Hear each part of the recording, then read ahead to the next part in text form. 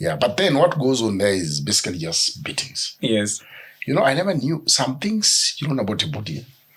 When I because of the beatings you're getting, yes, I came to learn that when I'm very scared, sweat drips from my armpits, yes, straight up the ground. Very strong, some fairly strong torrent of sweat.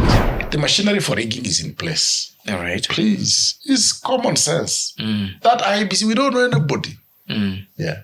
Fellas have been picked from people's offices to come and run the show. Would you expect? If you check the whole world, the history of electoral processes, the persons who are picked look credible. They have a history of consistency. They can speak. They can take a stand against establishment. Yes. Even Kiwitu. Yes. People like Kiwitu was good. Yes, yes. At least he told us, you guys, elections are being cooked. I think that the system won't win. Okay. It may not win. And that's where now we find our children. Okay. Providing leadership. And we join them. No, there's nothing like that. Messing up the system from the inside. inside. You cannot stabilize a falling regime. And yet your intention has always been getting it to fall. Okay. He stabilized this regime because he had no place in the dispensation that follows that fall. Beyond doubt. Okay. And I know the reasons. I know how much they get from the system. All right. On a monthly basis. So it's just money. Whatever. It's just a money thing and clout. Okay? He has been the source of all acts of protest on the streets. All of a sudden, there is a more effective front by other people. So he's being pushed into relevance. So what does he do? Yes, yes. He withdraws his troops. So we have a huge production of graduates who have the tools to read and understand and yet not be able to feed themselves. Yes. This is an army manufactured to come and talk to those in power. Whether it is now, whether it's 2027, whether it's 2032, whether it's 2040, that conversation has been held. It's going to happen. When it is held, this country will not talk about having been developed. What I came to learn is that you can't marry two things. Yes. If you get married to the struggle, some other things must suffer. Yes. When I was in prison, I had somebody with a son, and somebody visited me. And I think she was right because chances of coming out of prison are not there. Yes. So she married somebody else. That's a problem.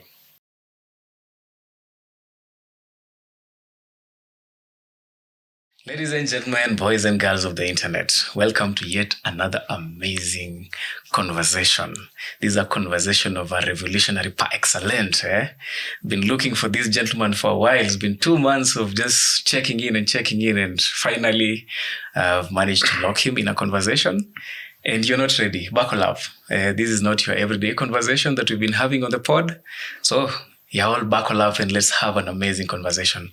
Welcome to the podcast, Mr. Wafula Buke. Yeah, thank you, brother. Thank you. Yes, you're a hard man to find, man. Yeah. I'll say thank you, son. My son, actually. Yes, I could easily pass for your son. Though pia mimi nakuja kimiaka kweli kweli. Yeah. Yes. Yeah. So this is najua tuko kwako lakini tunakukaribisha kwa Time Lapse podcast. Okay. Yes, our quest is to journey with people.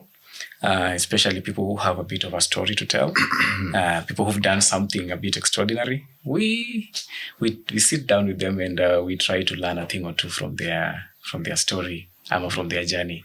Yeah. And then we also try to get their perspectives on a couple of issues that are maybe happening in the country or something like that. Yes. All yours. Yeah, good. So you are obviously a very fascinating person. So I did a bit of dive with you and nataka to jump directly to university. Yes. Because that's where mambo yako inaanza kuchemuka vizuri. Yeah. You were at Kenyatta University and then ukaona hiyo haiwezi, then you decide to transfer to Nairobi University. What advised the switch from Kenyatta to UN? My aspiration was to become a teacher. Okay. And I thought that was a mission I would accomplish as a professional. Yes. But the National Youth Service gave me a different experience. We had, senior people in government. Okay. Some in your child. Just pull your microphone slightly closer to you. We had senior senior people in government. Yes. Permanent secretaries, Senior Chai, I think he was a minister or something. Yes. Nathan Monoko, the former minister and at the time executive director of Kano. Yes. And many people, professors. But something I learned consistently Yes. is that all of them were scared. Okay. They were cautious. They could not bring out truths. Okay. And that simply meant that we were in an environment that could not allow for free flow of ideas. Okay. So the national service experience through public lectures taught me that there's a political problem which needs to be resolved before we can have free education and free speech. Okay. And because education is basically a process that unveils the truth and distinguishes it from falsehood. So I realized then I had chosen the wrong course, because the course I had chosen assumes that I'm going to learn truths. Yes. So I said I wanted to understand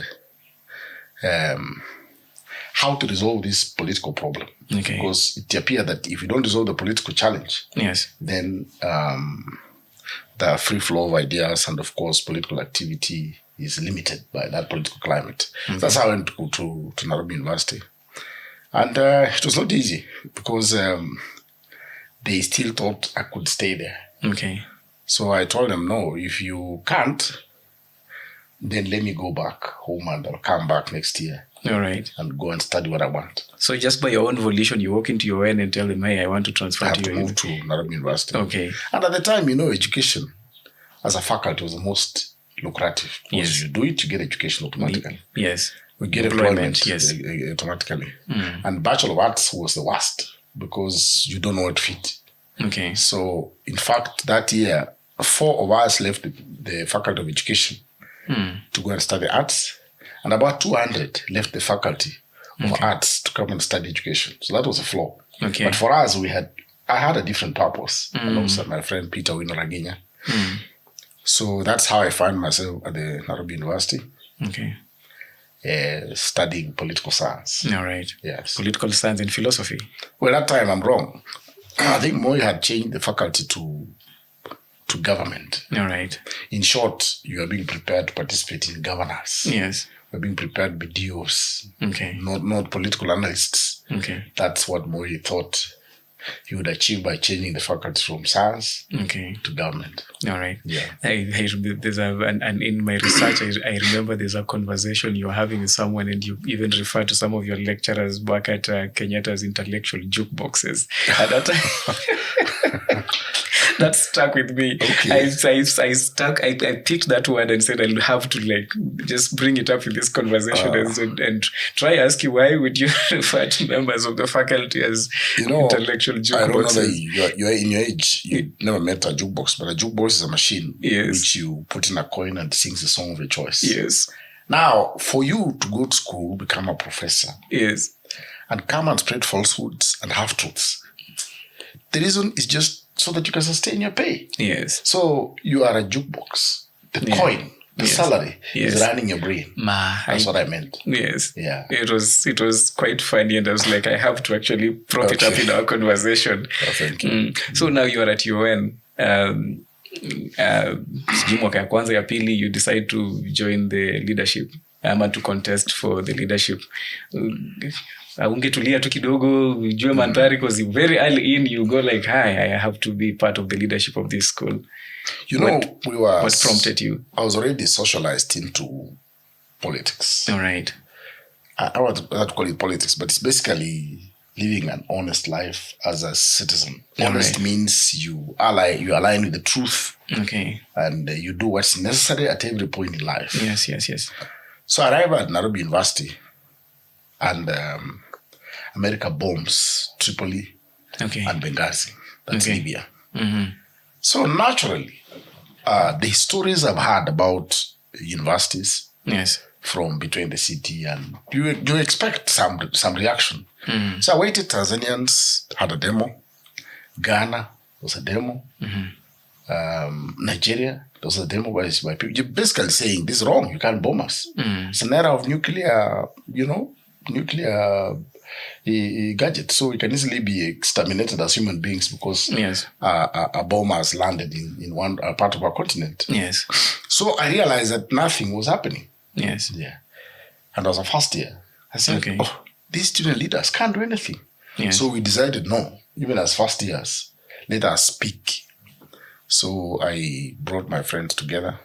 We As a first year. It's a first year. Yes. How old were you then? I was 23. Wow. 20. First year, I was 22. All right. I was 23. 22, yes. Okay. So then, so I mobilized. We improvised. We tried to get posters. We designed some. I remember my mattress. I removed the mattress cover and drew the American flag on it for burning that day. Of course, they didn't have money, so I had to use the mattress cover as a tool for the execution of the mission. Yes. Then, so now when we were all set, Yes. for the show, Yes. the dean of students arrived with the plainclothes people, and they took me away. Okay. Yeah, so my friends Kabere and Jenga and some other, forget names now. Yeah, yes. We were basically immobilized. Okay. Now I was supposed to be the key person. I had created a name and a reputation at the university, at the national service, as a person who could provide leadership. Okay. Now, in my absence, there was nobody able to occupy that space. Okay. So basically, they demobilized the demo. Okay. Yeah, but the government now, yes, police came the in. government, yes. Yes. But the good thing is that the following day, the Standard carried a front page story All right. saying demo flops in the university. And that for us is a message to Libyans that we are all not stupid. Okay. Some sensible people exist in Kenya. All right. So we pass that message. Okay. So I must say that was the first activity which I organized Okay. at the university. But now, as we lived on, I was realizing that there was the radical leadership I expected, in the tradition of Dr. Sadungozi and Mandela Muganga, was not there. Okay. So then what did we do? We had a team. We used to call ourselves a progressive camp. Okay. We had a team of people, about 40 thereabout, Yes. used to meet in small, So we all sat together and we decided we were fronting a candidate in second year. Yes. And so we had internal elections. Those people like Nyerere, those people like Jared Owing, Kabere Njenga, many. And they decided I was the best person to be fronted for chairman. So that's how I found myself in student leadership. This is still first year, second year now. Yeah. Okay. Okay. Second year, I decided I took the dive for that office. All right. Yeah. Did you manage to win this first attempt? No, I think we were too hot Okay. and too anarchical. Okay. Too revolutionary. Anarchically, I'm trying to use words that the system can understand. Yes. While I will say revolutionary, they will say anarchy. Okay, yeah. So I think we projected ourselves as a very no-nonsense, combative, and we were, I think. Okay. I must say we're also not very intellectually developed, ideologically developed. Yes. So we really created a scare. Okay. And the state moved in. So as I stood, I was the only second year who stood, running against, there was Ochilo, there was the current president of the Labour Court, the president of the Labour Court now, Okay. him, isn't it? Okay. Yeah, then there was also another fellow called Kurgat. I was basically running against 3 third years. All right. And so they decided that Ndu Mandela, the current Labour Court chair, Yes. president, Yes. would be their front. Okay. Yes. So they convened a meeting, brought all these other people together, say, how much have you spent? All sorted out. And then they schemed to announce that they had stepped out. In the last Kambukunji, they planned to announce that they are stepping down for the other guy. All right. And I was a bit liberal and confident. So while I was supposed to be the first to speak, they came they came. I think they took advantage of how they know me. They said, "Oh, Buke, please, you know you are more influential. Let us also just speak. Then you speak last. Because if you speak first, the rally might fall apart." Yes. So me, I thought, as a person, straight from home, we are straightforward. I said, no problem. You speak first, I'll speak last. All right. So now that's a mistake I made. So all these people stepped down, and they endorsed Nderi. Okay. When I was coming on stage, they broke the microphone. So you never got a chance to actually speak. Oh, that was a but strategy. It did not undermine my performance. Then they'd also planned, they opened new polling stations in place where I did. Then they selected people who are going to vote many times. Okay. To use them to voting agents. Okay. To returning officers. So there were polling clerks, are they called? Yes.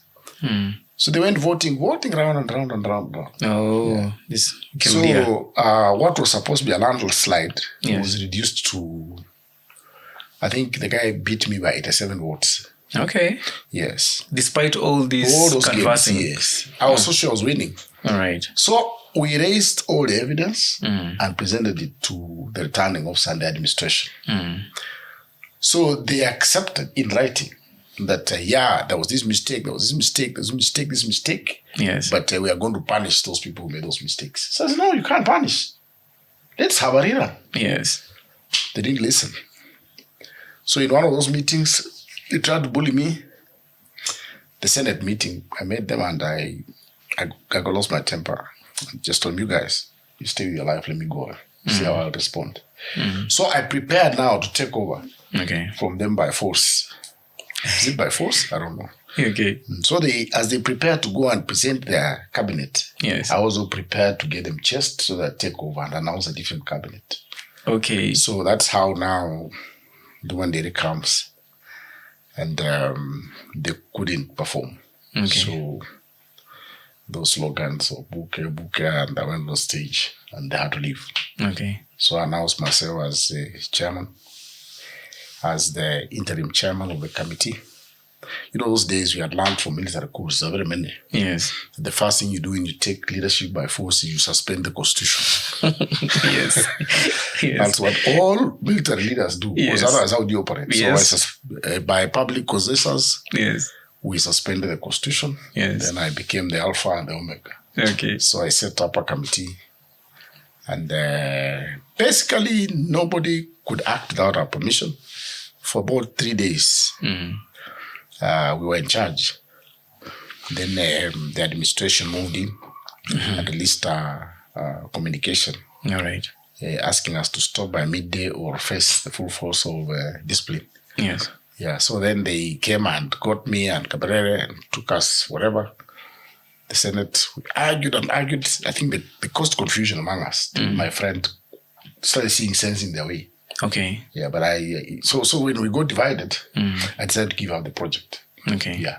So let Nduma Nderi reign as chair. Okay. For that year. For that year. So now you get a stab at it again the next year. Yes. Now the following year. Yes. The following year we go for it. I was too good for them. I think it would have been very dangerous if I would not have won. Okay. Because even the first and second year was saying, if you rig out book and then we just burn this place, the whole of it. Okay. It was the era of prefabs, remember? For accommodation. Yes. I say, if you mess anything, the vice chancellor keeping on there, if you dare, we shall burn all these things. You will not see them in 1 hour. Okay. So now they made sure that nothing happens. In fact, if I lost, they would have rigged me. Because I was the condition for continuity. Yes. And I got a landslide, I think, with about 3,000 something. And okay, that's a good person margin. next was 450. What? That's good to say something because the person who followed me was I think, Aluya. Okay. Jacqueline Muka. The third was a Kikuyu. Okay. Maina Kiranga. You see, I am Aluya. I'm trying to tell you about the politics of our times. Yes. I'm Aluya with a landslide. Yes. Aluya is number 2. Number 2. A Kikuyu with the largest population is number 3. Number 3. Aluo is number 4. That's how our times were better. Yes. It's good to say that because the next generation needs to know that it's not impossible to have a people driven by progressive consciousness. Yes. That was our times. Impressive. And now your presidency as the SONU chair ends up running for only 9 days. A record. This is the shortest reign in history, honestly speaking. Yeah. That leads to you guys getting arrested. So, and even being taken to Nyayo torture chambers where they do all manner of activities. When you look back to those days, and now with the benefit of hindsight, is there a way you would have outmaneuvered the system and managed to like run your presidents to term, or maybe even longer than the 9 days that you lasted, if you're just like be able to like go back and check? You see, those days. Yes. I dare say that I think we had only one opposition party. That one opposition party was students. Okay. Yes. So as you do your elections, the state is actively involved. Okay. In fact, before we had elections, the president went to Vancouver with the Kinagashagwa, so those are establishment people. Okay. Kinagashagwa, Maina Kiranga, who came third. The former government, yes. The impeached DP. Deputy President. Okay. Yeah, they all went. You were with him in the same year? Same class. Same class? Yes. Okay. Yeah, that time he was basically a government operative. Okay. Unapologetic. Okay. Yes. Disguised as a student. Yeah, He was a student, but... he was driving a car, so it was fine. Okay. Yeah. So now they went out to, of course, morale boost them, give them money, that kind of thing. Okay. In fact, the elections were delayed under the regulations, so that they can come back before we have elections. All right. So you can see the state is very involved. So even as we do elections, the day I was being announced, the day before I was announced as chair, yes, Moi went to Kenyatta University and announced an increment on the boom of the students. Actually doubled it. Okay. And that definitely was supposed to put me off balance. Okay. Because I would have no platform, nothing to agitate for. Oh, yes. Because students now have enough money. You can see the state was really Yes. And after being elected, I got 3 approaches. I was approached by somebody from State House, says I'm an officer, and this office is very tough. Please, you come, we'll take you to Moi, you have an easier time. So I told him, go and tell him that I am different. Yeah. Okay. Yes. Then they sent another one. This time they sent, let me call this my mole in the intelligence system. Okay. Actually, sometimes I regret disagreeing with him. Okay. But the guy he was sent to inform on me and changed. Okay. He became my Also, person. Inspector you turned him he became my away. person. Yes. Yes. And he used to give me enough information from the system. Yes. So he told me, but the truth is that these people are not happy. Okay. So I don't know, but I suggest that you show that you can be soft a bit so that to now, Chola, listen, me and you, it's over. Yeah. Just go back and never come back here again. Oof. That one went.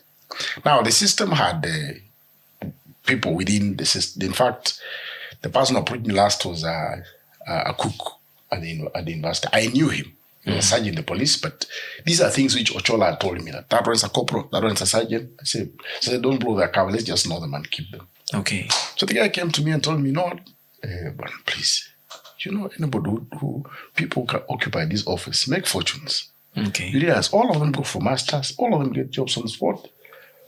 Can you also be pragmatic? You're about to leave campus and need something. Clear. Yeah. So I also told him the same. I told him, please, tell whoever sent you that this is a different type of person. And nothing like that will happen. So please never come back here. Is that clear? Yeah. And that's a warning. Never come back here because it was a worker. So now, I don't know, this was 3 days before I was arrested or something like that. But then, so after the rally, they came and got us, got me, lied to me that there was a crisis involving a student who needed to go to hospital. And they wanted my sister as a chairman. I said, please, I'm not a doctor. I said, no, the administration is being slow. So that made sense. So I got out. So out there, find 3 people at the janitor's office, but I feel secure because it's still a student's hall. Yes. Then I learned from my fellow friends that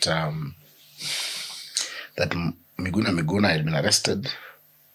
Munoronderi had also been arrested. Okay. And some of my cabinet people.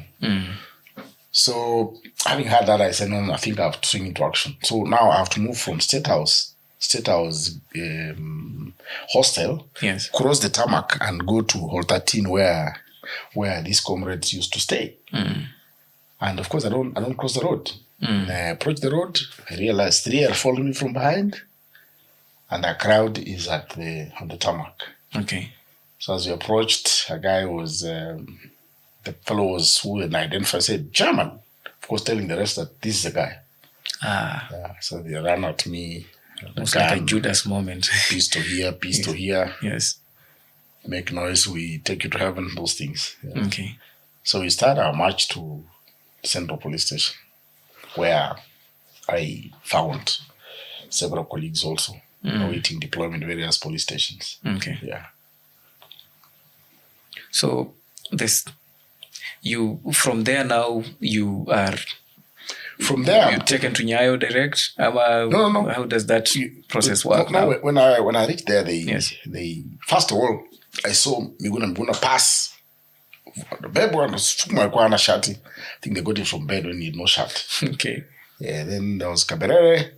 I don't know, it was a bit strong, like, Yeah, still He's a hard guy. In fact, later on, he trained in Libya as a guerrilla. Okay. He's still a leftist up to now. He's a medical doctor now. Yes. And so, and the rest, so we were taken various places. I was taken to Kasarani. Yeah, it was at night. Somebody came, police inspector, I think, in the morning. So, where is here? Slap. Very hard slap. It was challenging. Yes. Down. Hey, gave me 4. So the last one, I had, I think, gotten bit disoriented. Okay. Yeah, so later on, I'm taking Nyayo House. Okay. Yeah. So you mentioned that at Nyayo House, you guys were basically being prepared for a guilty plea. Yeah. So if you are able to be a bit graphic, Dogo, for the record of history and our viewers, what does this preparation sound or look like? Nyayo House was an interesting place. Okay. Because one, you are a young man and you're taken to a dark cell where you don't see anybody. Yes. You don't see anything. In fact, at one stage when I was going to sit, I thought I was next to the wall. The wall was a bit further, so I hit my head very hard on the wall. So you don't know where it's really a funny place. Then, so while there, it is important. It's important to, when you are a conscious person, yes, it is what makes you stay alive. Yes. In those places. Yeah, and one has to get the brain busy with the right things. All right. Otherwise, you can break down. And let me say the truth. One of the fellows who was the poorest, the weakest in the team and turned out the hardest by projection by the media was Miguna. Okay. Miguna used to go up there, beat the calf down, cry up the cells and sing Christian songs. But out here, he tries to project himself as the strongest and the rest of us are weak. Yes. But him was the weakest. But I'm saying that while there, yes, one has to make sure that you have some mental activity that keeps you healthy and strong. Yes. So from there, of course, you're taken upstairs and they give you a sheaf of paper to write the story of your life from birth to now. Yeah. You see, I hope there are those things. So you have to write, because it's a fast writing, you write, doctor the story, so that you look innocent. Yes. Yeah. And where possible, yes, you implicate your enemies, the reactionaries. Yeah, because it's a war, Yes. You can gashawa with the story. Yes. Yeah, but for sure. Yeah, but then what goes on there is basically just beatings. Yes. I never knew some things you don't know about your body. When I because of the beatings you are getting, yes, I came to learn that when I'm very scared, sweat drips from my armpits, yes, right on the ground. Very strong, some fairly strong torrent of sweat. Okay. So when they now say, please, the interrogation is not going well, toa nguo. So even as you remove your trouser, your shirt, naona tu jasho down. That's how my body was reacting to the fear. The fear, of being beaten. Yes. And the beatings were normal. Of course, they beat you with kicks, whips, some frames of chairs. Yeah, but that's when I went to exile, I realized the torture was not as bad. Okay. Them 7-1 something else. Something else. Something else. These fellows were beating us, but the beatings were not meant to be noted, spotted outside. Okay. Yeah, they beat you, give you funny exercises. I remember there's a fellow. He used to lie down. Yes. Flat. Yes. With stretched hands. Then you lift your legs at 45 inches, and you're not eaten for a few days. Yes. Then you're supposed to be holding a conversation in that position. And somebody stepped here, another stepped here. Okay. So you have to remain in that Jesus format. Okay. Jesus on the cross format. Yes.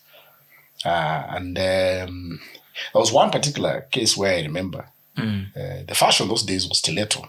Okay. A fairly pointed, Yeah, with a heel. The shoe. Yes. A heel, yes. Yes. And that guy used to put his stiletto in my hand and put his entire weight there. Oof. Yeah. And later on, I encountered him twice. I met him in Kwenanga Street once. And I think I got a mental blackout. Okay. So I went for him. Do you know me? And was a very... I looked like a lion. Okay. The guy could not tell. Then he realized he took off. Oh. I tried to chase him, but I realized I was making a mistake because he's still an officer. Can shoot me down. Then another time when they arrested me, they arrested me many times, about 25 times. I think I was counting the other day. Yes. And when they arrested me again after I came from exile, yes, the same guy again showed up. Yes. I was in Gigiri waiting to go for interrogation. We had just launched the National Union of Students of Kenya. So one guy brought his hand, I shook him. Then he brought his hand. He decided I'm not guilty. So one officer said, "You can't greet an officer? Senior officer?" I told him, "No. The marks he left on my body are still there." So I can't greet him. By the way, if I may skip, the reason why I couldn't greet him is because I have learned over the years of police interrogation and also inter training. Yes. That you cannot stand torture. Okay. Systematic torture, methodical. Yes. You can't stand it. So if you have information, which I had at time, and documents, which you need to save, what you should do is get yourself beaten. Okay. Till you become unconscious or die. Well, one of those two. It is better when you are beaten thoroughly. Because for me, at that point, I decided, because I had trained as a guerrilla, I was keeping special documents for the movement, pictures of us, Kina Adwawiti, Dr. Adwawiti and Dorungwen, those big boys. Sorry. I hope you delete that. So now I was having those documents. Yes. So if those documents are gotten, the movement is finished. Yes. If I go to prison with evidence, I just kept them in Kisumu somewhere. Yes. So now that I've been arrested, the best that should happen is stop that interrogation by being violent enough to be beaten thoroughly. Oh, to trigger them. So that they can take you to hospital, you go and rest. Yes. If you don't die by bad luck. Yeah. That's why I could say I can't greet you. Okay. So they told me, "Hey, wait, you don't care?" Eh? I say, "Yeah, I don't care. I'm not a small boy who found 1980. It's 7. I'm a different person." Say, "Okay, we shall sit as a guerrilla talk." Say, "Yeah." Yeah. I don't know where you are. Where are we? We were back at Nyayo, but at Nyayo, yes. At Nyayo. Yes. Those beatings were, and again, they use food. Yes. You wake up now, there's no meal. lunch, no meal. In the evening, you get some meal. Following day, no meal. You know, that's unpredictable pattern. Yes. Keeps your mind focused on food and hunger. Okay. So it's very torturous. Yes. Yeah.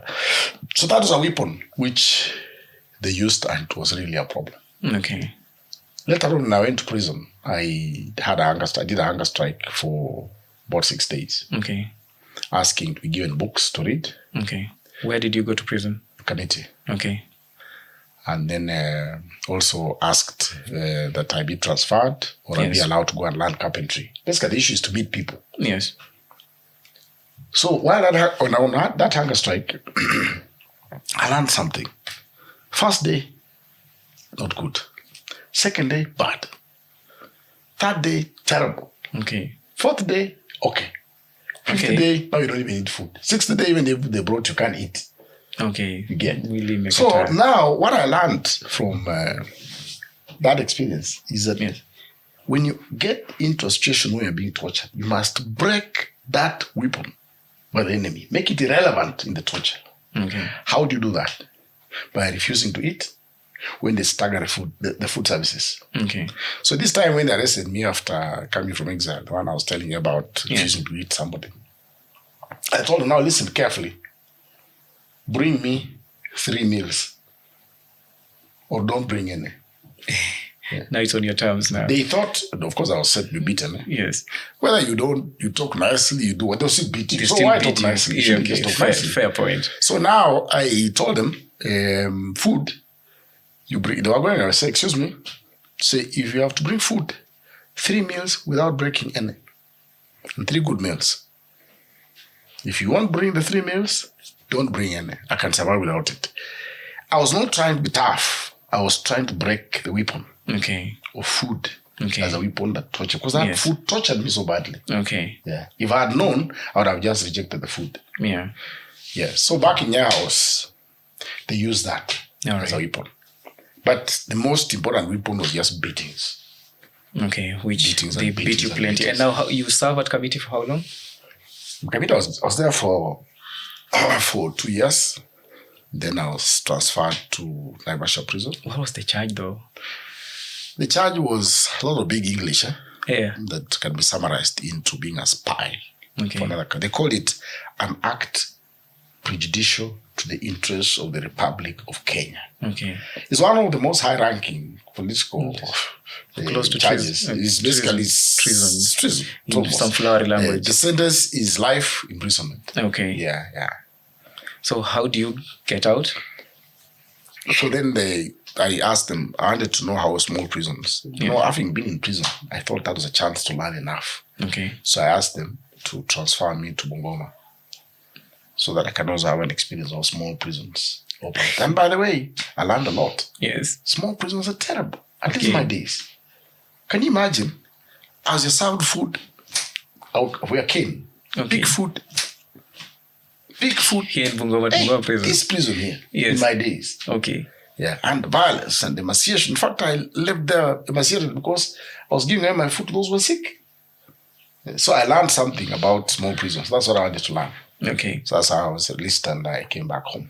All right. Yeah, that was 1991, I think March 28th. Okay. Yeah. So does this like dilute your sense of agitation for good governance and just like a bit of openness in governance? Bado, you still have the energy, even still having gone through this ordeal that curtails your education. You see, those of us who fight for change, yes, we're inspired by other people's efforts. All right. And some of those people, you know, Dedan Kimathi, you have James Kariuki, yes, you know, Bishop Muge, even the Raila of those days. Yes. Not now. And then we also had Titus Adungosi. We have many people. Yes. So when you're involved in a struggle, you know that you're standing on their shoulders. Yes. So beatings that live your life are nothing compared to what these other people went through. Then Kimathi was hanged. Yes. Actually, the greatest heroes are those who die. Yes. Martyrs, yes. So you who is still around, please do your part. Yes. Push. You might just get your maximum, which is being killed also. But as long as you're alive, you have no business complaining of pain or suffering or anything. Okay. So these things I went through, I have been strong enough to survive. In fact, I normally brag a bit and feel very good about something. When I left prison, the first meet, when you were in prison, we used to plan ahead. So when you go out, this government is not going to cooperate with us. Yes. So we better fight it using guerrilla armed military approach. So when I arrive home, I get a letter. The letter was written to me by some Ibrahim, someone, but it was Mandero Muganga. He had given me as his code name. Yes. The letter is addressed to my mother. Okay. So I pick the letter. My mother picks it, then checks, and realizes it's addressed to me. So she keeps it for me. So when I arrived, she gave me the letter, and I read, being given instructions on how to proceed in preparing the groundwork for a guerrilla warfare. So the first meeting I held with the people I knew before I went to prison, people I trusted, was the following day. Okay. You leave prison today, tomorrow, you're having the first guerrilla preparation meeting. Okay. That's a very strong guy, I think. Yes, that's what I was, a strong guy. So is this where FERA comes in? Not FERA. Okay. I was not a member of FERA. Okay. People don't know. The most prominent movement that's known is FERA because at least it made the first reckless attack. Okay. But we had others also. Okay. We had ours called Wake. The president was Professor Mshere Mugo, late. Okay. Dr. Adowiti, late. Okay. And Honorable Mandero Muganga. Okay. It was a triumvirate leadership. All right. Yeah, that was our movement. It's called Wake. Wake. A descendant of Mwakenya. Oh, the Mwakenya. So we trained differently. Yes. We trained differently. We also had the Kenya Patriotic Front. Yes. Led by Koigi Wamwere. Okay. Those ones mainly trained in Libya, but came back. And so now, Wake, what was your goal here now to No, to overthrow the Moi government. Okay. Yes. And the operations were where? No. Operations. We had we came back and scattered ourselves in various places. All right. Especially Mombasa. Okay. Yeah, we had quite a number of cadres in Mombasa, but we were working all over. Okay. We had several people who were settling more in Mount Kenya. Okay. And the rest of us were around. We didn't like Lowland because Lowland was an immediate target. Okay. And if you ever did anything in Lowland, Luos would be wiped out as people who are anti-government. Okay. And again, because Luos were established as a kind of enemies of the establishment, it wouldn't have been, it wouldn't have united the nation properly. So we thought the best way to start or launch the project is to decentralize it. Yes. I think the same reason informed FERA, because FERA struck from here. Yes. My hometown. Ngoma, actually, yes. Yeah, instead of striking from the other side. Okay. Yeah. So at what point do you now cross borders and get involved with the Museveni's? Well, I was free for about 40 something days. Okay. I had created enough cells. I have about 3 cells. Okay. Where we're conducting political education. You can't you can't run politics without education. Okay. Yes. A gun has to be guided by theory, the right theory. Yes. Otherwise, it just becomes militarism. Yes. So for us, we had a curriculum that one had to go through. One has to understand the history of the country properly. Yes. Especially the liberation thread of our history, which is suppressed in Kenya. Yes. Yeah, that has to be understood. Then after that, of course, you get to understand revolutionary theory. Yes. Mainly propagated by people like Marx and other social justice philosophers that we have. Yes. So we had that political economy and, basically up the point where we now get to understand the policies that you would implement once we took power. So now every cell you set up, agenda number 1 on daily basis, political education. All right. So I was having 2 cells. Train this other side, train this side, train this side, train this side. But now, I made a mistake. I sent a cadre who was not yet fully developed and disciplined to deliver some message for me somewhere. All right. I had my own alphabet. I still have it. It's just as dormant now. Okay. You know, A is E, C is S, D is T, and that kind of thing. Okay, So I can write, and you won't some get sort of without a Morse code of yes, sorts. Morse code, yes. Yes. So he went with it, but unfortunately, the guy went and to visit a former prisoner. Okay. Yeah, the home of a prisoner, the home of a fellow who was in prison. Yes. Okay. But he just paid a visit that home. Now, unfortunately, the guy settled on the wife.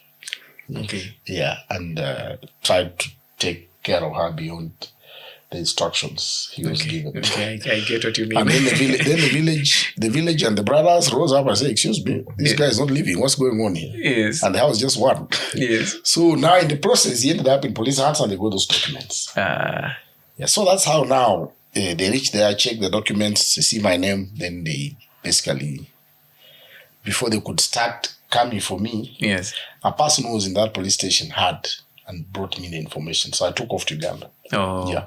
Okay. Yeah. So that's how you get involved with Museveni's NRA. Yeah. What did you guys do over there? No, we just went there that time. You know, we were beneficiaries of the Libyan liberation agenda. All right. Yeah, he was running what they call Bathaba International. All right. Bathaba International is a training camp, military training camp for all anti-imperialist forces in the world, Okay. including the Irish Republican Army. They're also there. Okay. Fode Sanko was there. Charles Taylor was there. Okay. My Secretary General Kabere Njenga was there. Okay. Koidi's people were there. Basically, movements across the ANC and PAC, all those people were training there. So now, at some stage, they decentralized the training. They said, I think this desert training is not relevant Okay. for us in these forested places. Yes. So they gave Uganda the mandate to also conduct those trainings. And that's how now we end up going for training in Western Uganda. It's called Lake Mburu. Okay. A lot of hippos and mosquitoes there. Okay. Yeah. So are you part of anything that, because Uganda suffers a lot of government ousters, Yes. so do you participate any of the overthrowing of the governments that are happening there? No. I'm not involved at all. Yes. In fact, I might say that the last time I ever got in touch with the Ugandan government, Yes. by proxy, Yes. to even Museveni's son, Yes. was when they came fishing for people who could help. The general?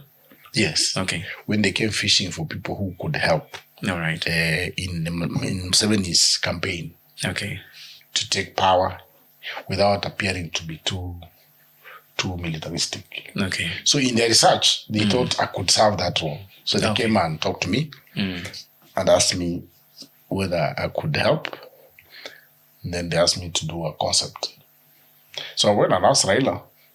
I asked him, please, I have gotten this chance to go and assist Museveni get elected. In my opinion, he will still be elected. So let me just go there and see whether it is possible to understand how they end up helping our opponents take power against us. So he said, permission granted. What year is this? This was 2017. Okay. Yes. So he said, permission granted. So I got these people, did a concept paper. It was 1.5 pages. And I'm laughing because they were supposed to give me 1.5. Okay. The guy said, make it 2 million. For the note, make it 2 million so that I can take the 5. I said, no problem. So he asked for 2 million. Now, this guy went up to Uganda. I got the story. Okay. He went and met the boss, the top guy in intelligence matters. So the guy read and I said, hey, this guy, is he Ugandan? He said, no. But how can he? Hey, I think we wrote well. Okay. Yeah. And I know Museveni with his obsession with the 10-point thing. Yeah. Yes. And there are speakers you listen to will say, I have 3 points. And he's stuck on 3 points. So him is 10 points. So I also did my 10-point concept. Yes. So he followed him, went to State House. He was going to State House, followed him at the airport. He was going to attend this Obama rally. Okay. Obama meeting in Ethiopia. So the guy read before he got on the plane. Said, I'll reply to you. So he went up and called while there, the police permission granted, proceed. Now, unfortunately, the document landed in the hands of the son. And so the billions I was talking about. Because in my scheme, I wanted operations to be more in Kenya than in Uganda. Just for purposes of hiding, the hand that throws the stone. Yes. Yeah. So now, my broker, some Kamba guy from Wingi, they put him in Sheraton Hotel to relax and have fun. And the rest of us were ditched. The project didn't take off. It was hijacked. Of course, Museveni is not told that these are Kenyans. Yeah. So now, he thought it's just people following. Okay.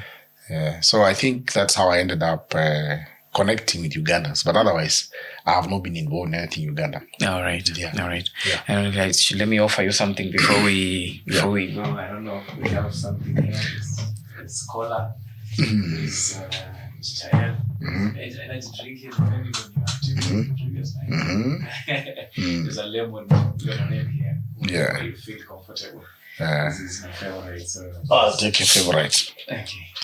All right. You can use the cup or you can use the bottle. Whatever works. So now,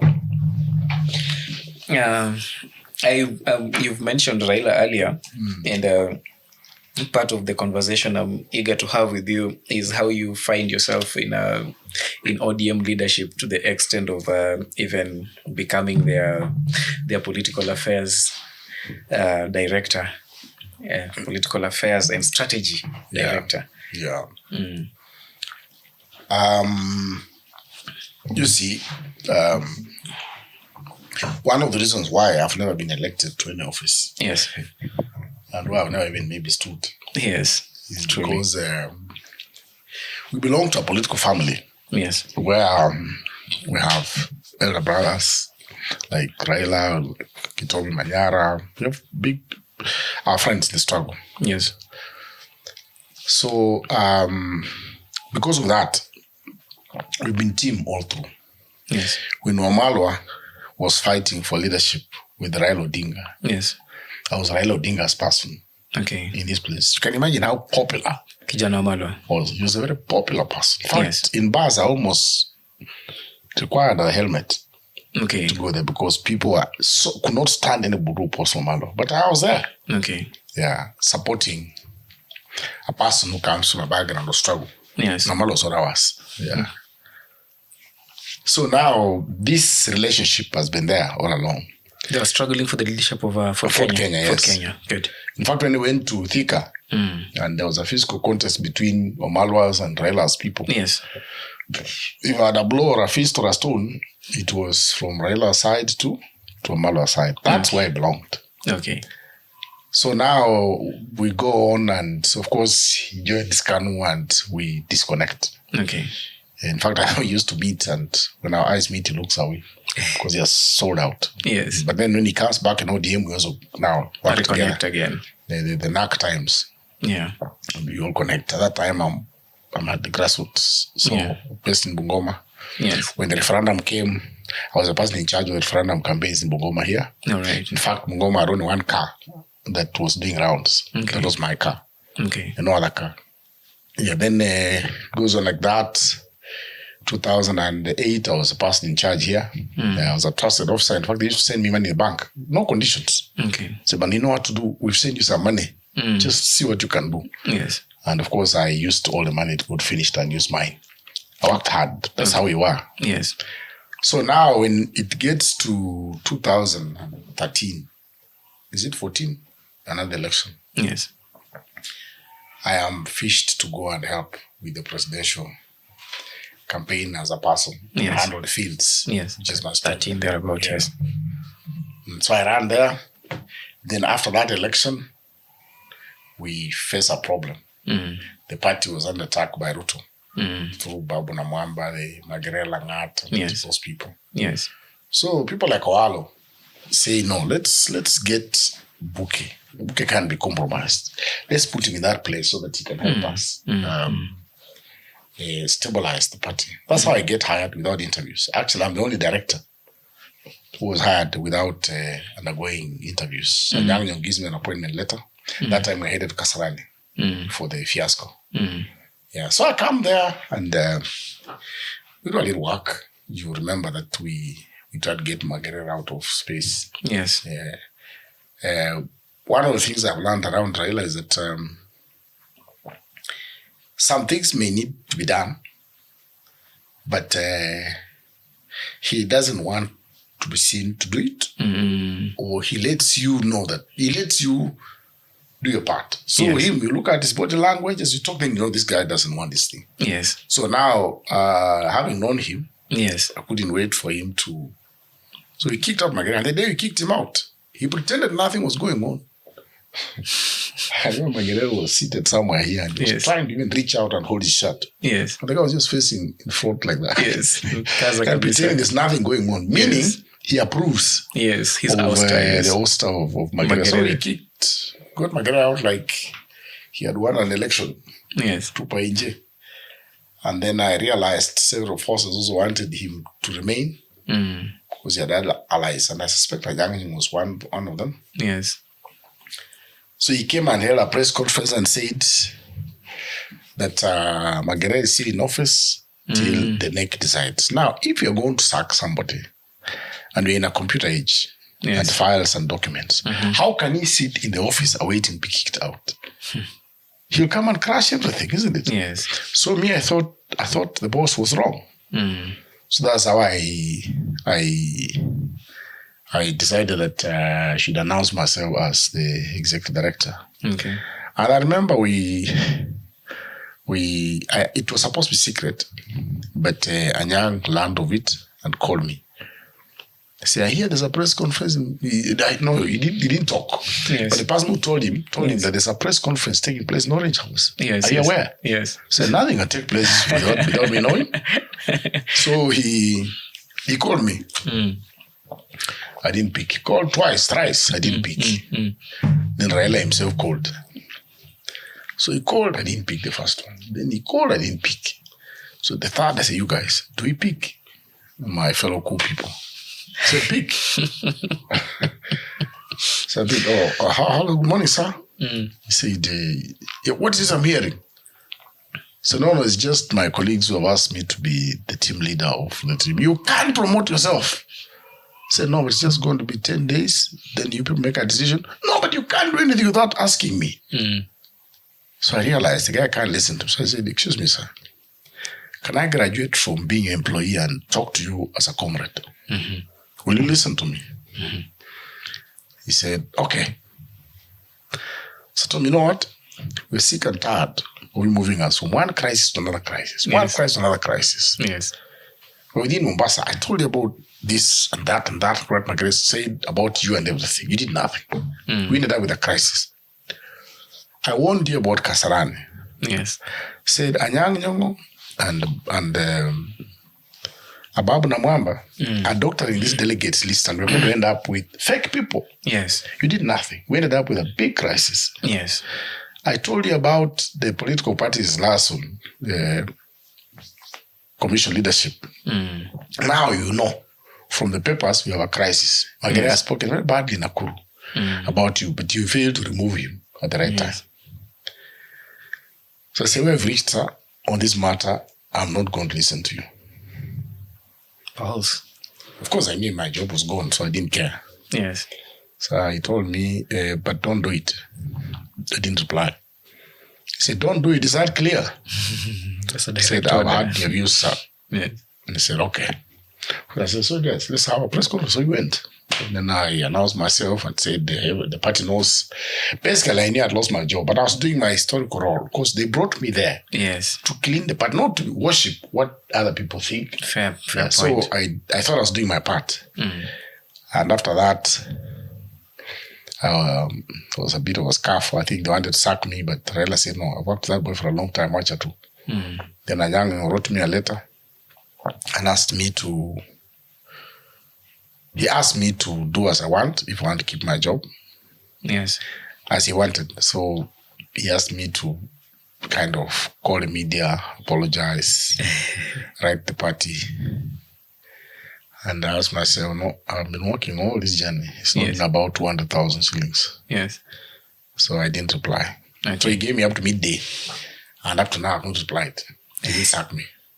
Okay. Yeah, so. All right, interesting.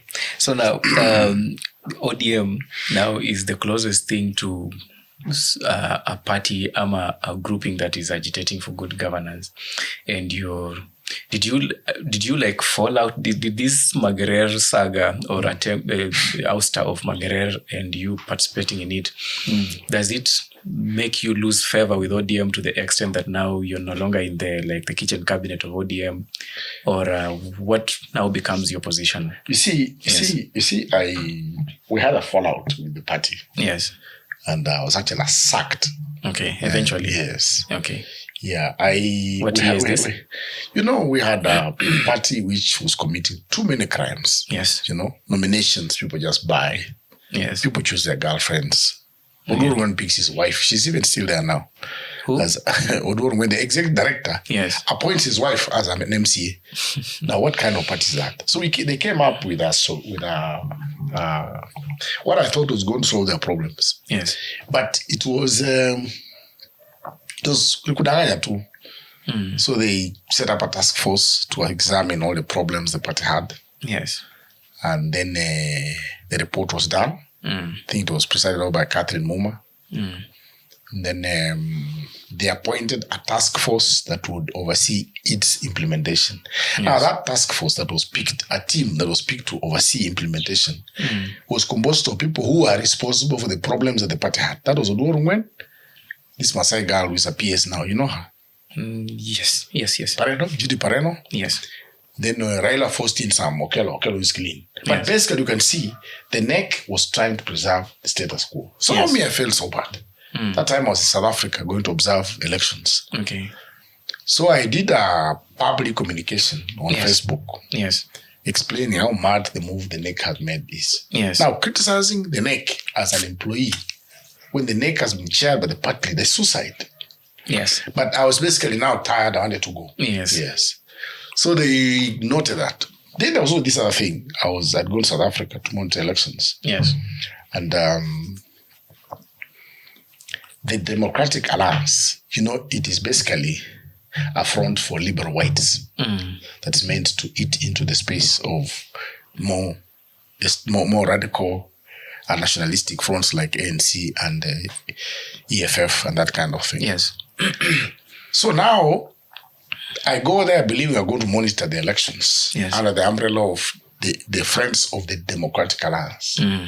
So in Arikia, they tell me that we are supporting the Democratic Alliance. I said, I thought we came here to observe elections as neutral people. Yes. So they didn't agree. So I said, in that case, I also have a party I support. So that's how I ended up. I went to the EFF. And because, I take South Africa as a very holy place. Yes. And going to step on the grave of Nelson Mandela and acting traitor, I can't stand that. That's his land. Yes. Yeah, that's the land below which Mandela and Steve Biko are. Yes. Mandela was in prison at the same time that I was. Okay. How can I betray him now that he can't speak for himself? Yeah. So I couldn't stand that. So I went to the EFF, bought those things and took pictures and put on Facebook. I can't pretend. So that's how now I come back and they tell me to show course. Actually, my sponsorship was terminated. They told me to go back. I told them, you can't chase me from Africa. You stick with whatever I'll monitor these elections up to the end. Then I tried to get accommodation place and basically came back. Okay. So when Sifuna wrote me a letter, Edwin Sifuna, of course, on behalf of Raila and the rest. He'd already taken over from Ababu now as the SG. As the SG. All right. To show code from Zani. From Zani as SG, that was Dr. Zani, the lady. Okay. So it shows why I should not be disciplined. So I told him the true story. That we are relatives of people who opposed the Democratic Alliance. Yes. Yeah, we're in prison. Mandela was in prison, we're there. It's hard us to work together. I can't stand the graves and say anything else. I have to be their friend, total, and pretentious. So if I find myself in the same situation, I'll do exactly, I switch to capital letters actually. I'll do exactly the same thing that I did. Yes. So what you do what you must do to a person who believes in the crime that you call a crime. That's what they sacked me. That's how I ended up being out here. Yeah. You decided to come and keep yourself busy. Yes. With your business here. Yes. You like referring to them as kiosks. Yeah, my kiosks. Yeah. Yes. All right. So fast forward to June 24th last year, when the Gen Zs now decide that there's no opposition in this country, and they decide to be the ones that agitate for at least fair representation even in the bills and everything like that. And their actions are so loud that no one can now ignore them. Even fast forward to this year, when the Sabasaba and everything that went down. And then how the government also swings in motion and just scuttles that, or just tries to manage, as of course you expected that they'll do. They infiltrate the movement and they just make a mockery of it. Do you think that they can sustain this momentum? Because now, from ODM, which was like the de facto party that was actually agitating for good governance, the next best thing or the next bet is probably the Gen Z movement, in the absence of an opposition, a proper structured opposition. So now, do you think that the Gen Zs can sustain their momentum to the run up to the 2027 election and be like a deciding factor in who becomes president, or even in participate actively in the removal of President Ruto? You see, I think nobody qualifies, except the Gen Z qualifies to speak about the Gen Z. Yeah, fair point. Better than they themselves would speak better, because the Gen Z uprising was miraculous. Yes.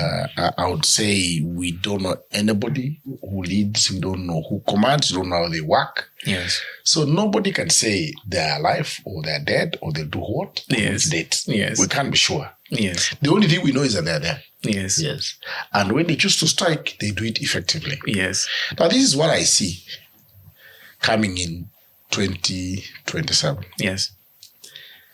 The machinery for rigging is in place. All right. Please, it's common sense. That IBC, we don't know anybody. Yeah. Fellas have been picked from people's offices to come and run the show. Would you expect? If you check the whole world, the history of electoral processes, the persons who are picked look credible. They have a history of consistency. They can speak. They can take a stand against establishment. Yes. Even Kivuitu. Yes. People like Kivuitu was good. Yes. At least he told us, you guys, elections are being cooked. That's the kind of person you expect at the helm of IBC. Yes. Now we don't have. No. So there is no pretense about this. The 2027 elections are supposed to be rigged. Yes. Yeah. That's given. Yeah, that's given. So what is supposed to happen? For me, what we need is show these people the cost of that evil, that crime. All right. They need to be shown comprehensively that when they rig, this is the next phase of the struggle. Yes. For me, there are two ways. One, either they learn that they must give in. Yes. Which is not on the cards. No. There's nothing like losing an election on the cards. All these criminals in power. No, there's not. There's nothing. Yes. So what we need to do is show them what that means when they finally do what they plan to do. The aftermath. Hopefully we show them and they realize that let's just give up. The price is too high. Okay? That's one. If they refuse to listen, then the time when we shall be discussing power and how transition will take place is after the elections. Okay. And I think that the system won't win. Okay. It may not win. And that's where now we find our children. Okay. Providing leadership. And we join them. I will be with them. I hope I die fast because I'm older. Yeah.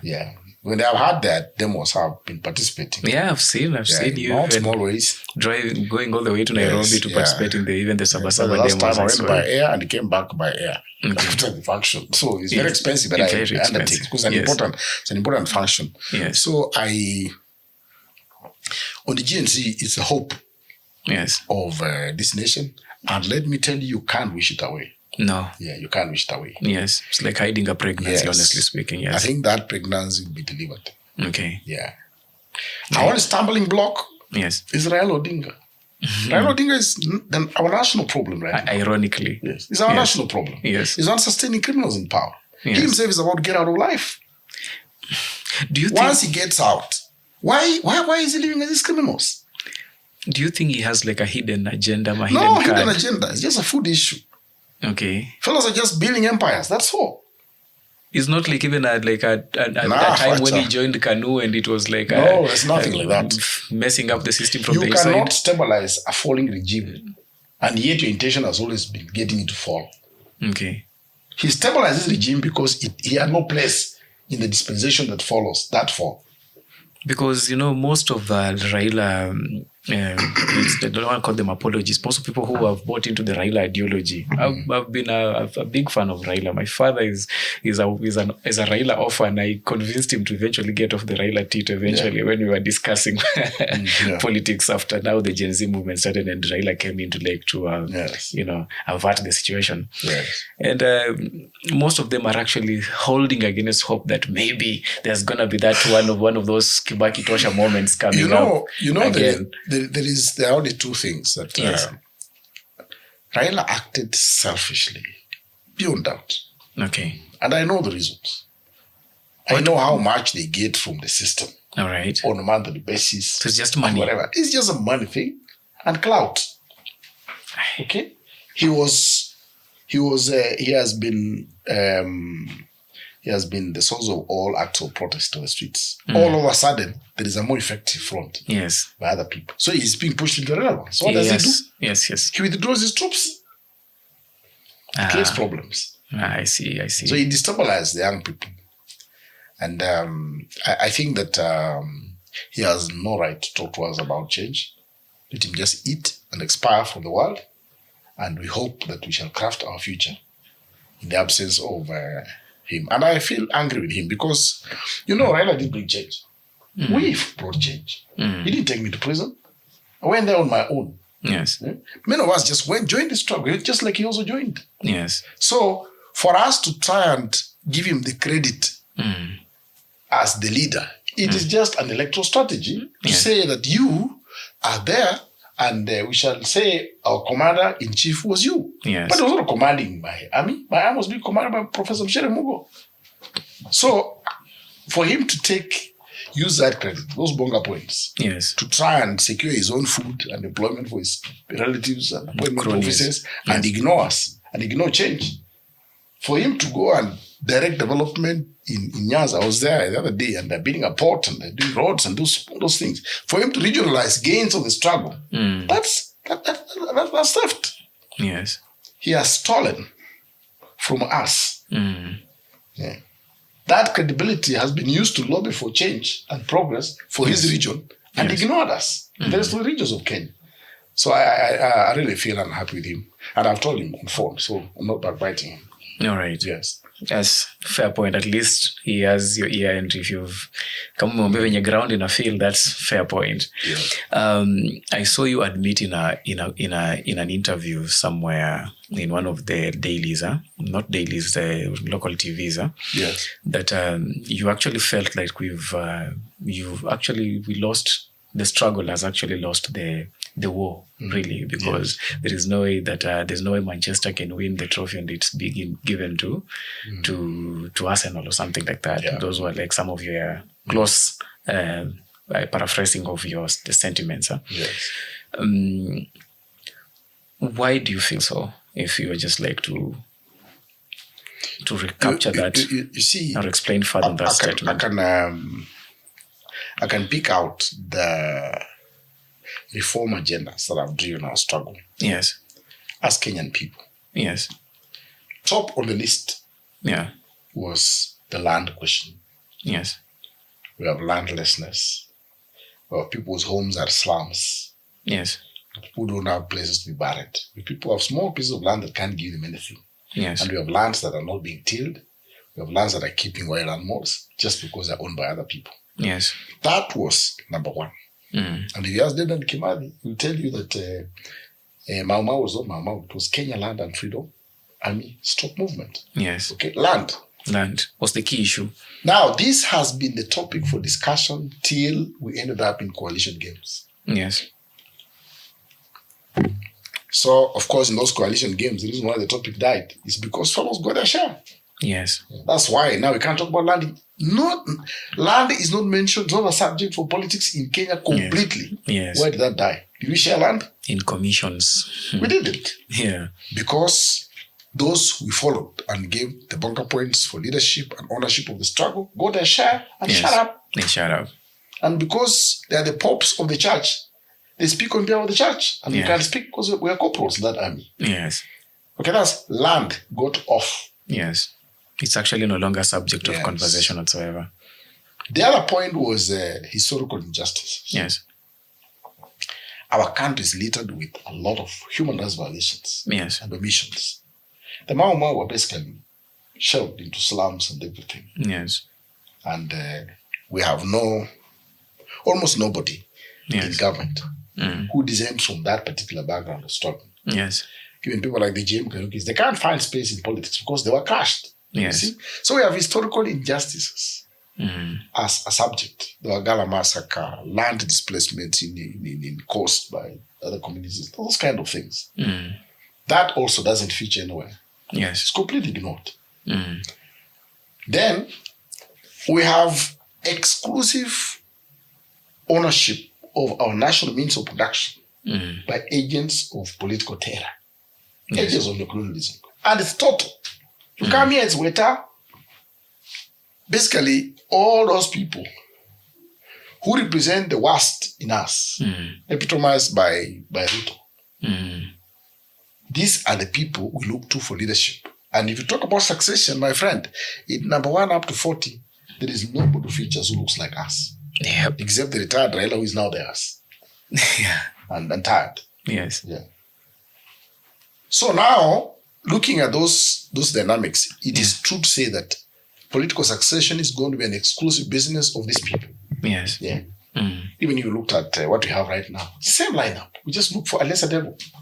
For us in Kenya, political leadership is always best guided by the logic of which devil is less than the rest of the devils. Actually, yes. You're right on that one.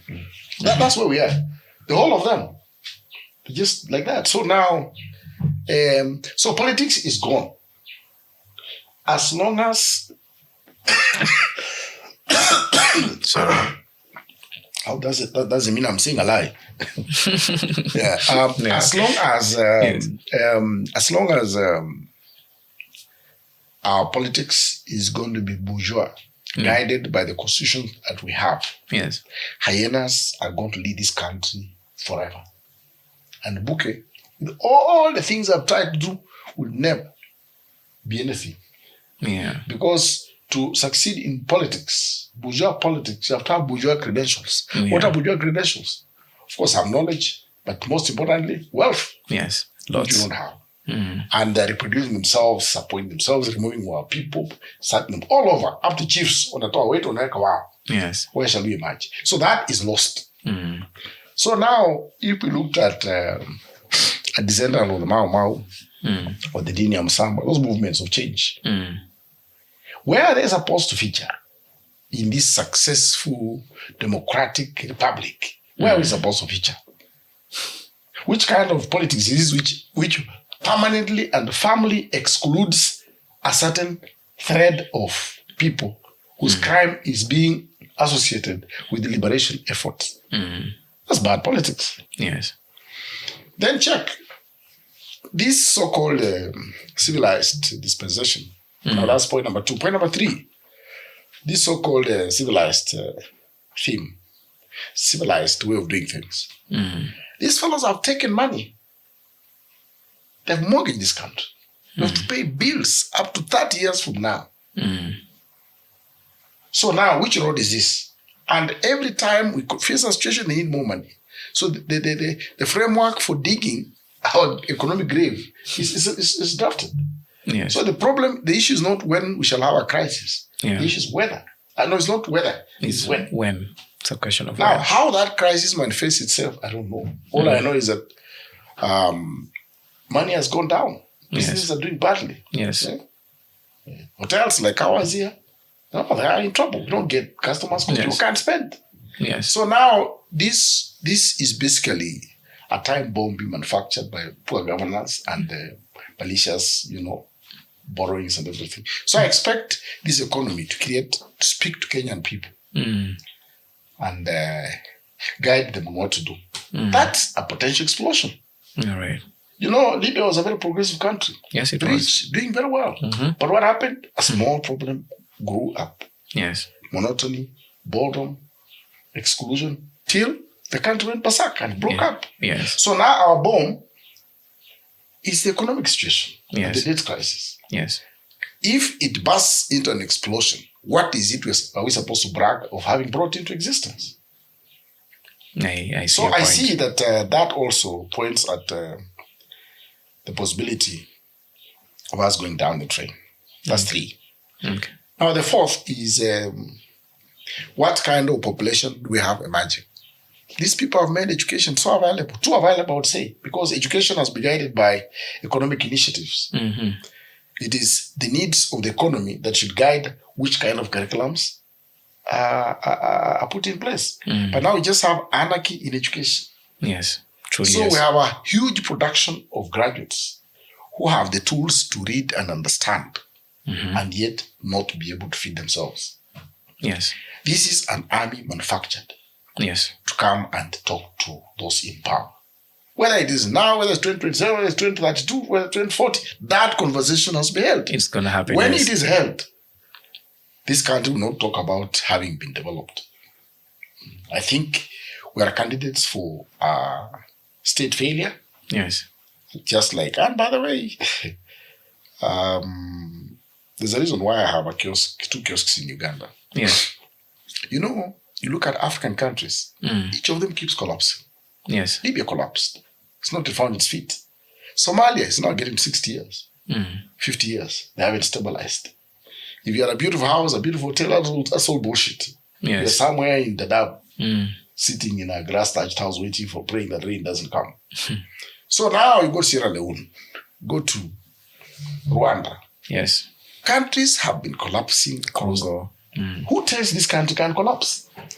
And ask yourself, why did those other ones collapse? They collapse because of a certain foundation that is fragile. Yes. And ours is fragile. It is. Yeah. So I think that success in our struggle could be called success based on the foundation that we've built for this country. Not this fake superstructure that is built on sand that can collapse at a time. And optics. Today, ask yourself, if the right helicopter fell down, The right helicopter fell down. Yes. Yes. If the right helicopter fell down, my friend, there'll be no money in the ATM. You and me will just be equal. Yeah. Because just if Ruto's helicopter falls down, my friend, you will not pass here. Money will not reach our ATMs. Yeah. And assuming they think Luos are the ones who did it, now that war begins. Yeah. How shall we move? Who will stop that war without a commander-in-chief? If you realize helicopter went down, what does that mean? Who's Gachagua or who? I'm talking about a country that's fragile. We are very fragile. The US, when John F. Kennedy shot, it's just a funeral, state funeral. Yes. Because the foundation is firm. It's very firm, yes.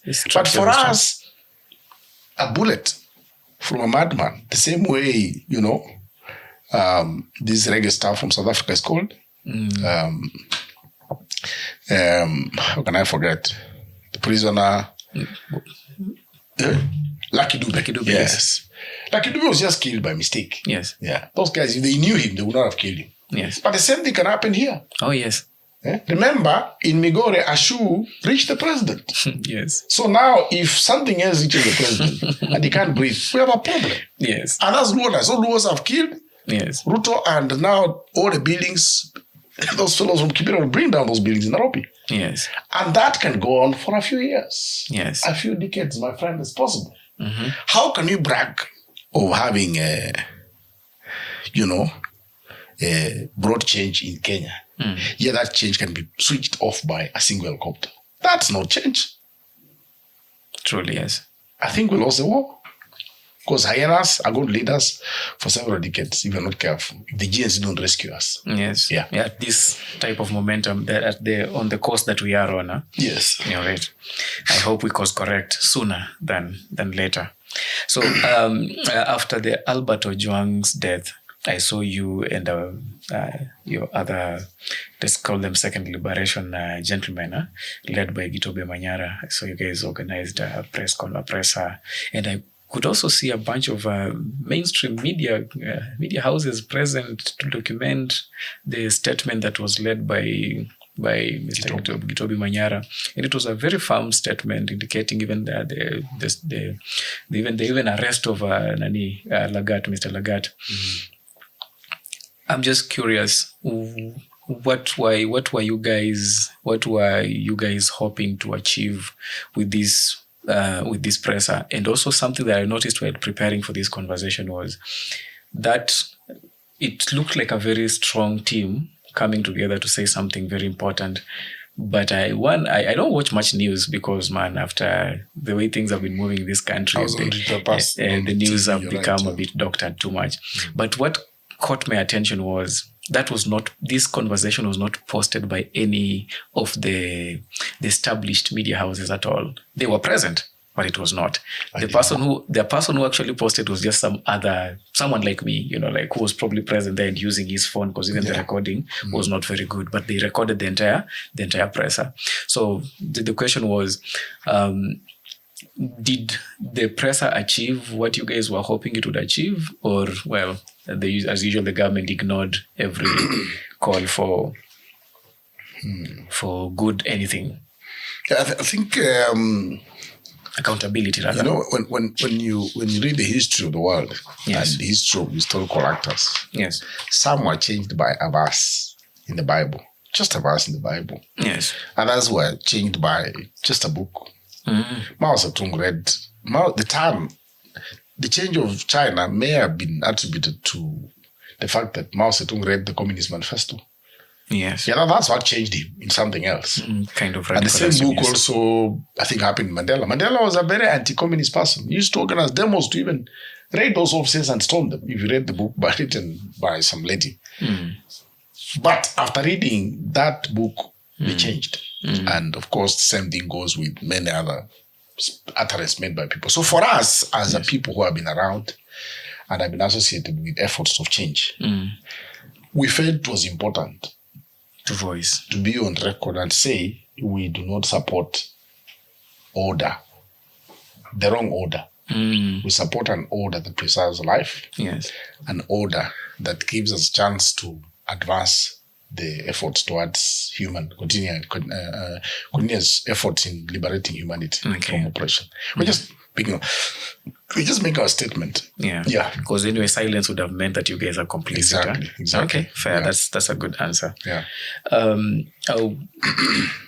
would like to know at a personal level, what would you characterize as the toll this revolutionary lifestyle, being like radical or anarchical, as you had earlier mentioned? How would you estimate would be the personal toll this has taken on you and the people around you? The toll is big, and many people have died. Yeah, many people have died. Lives have been disorganized. Yes, all those things. So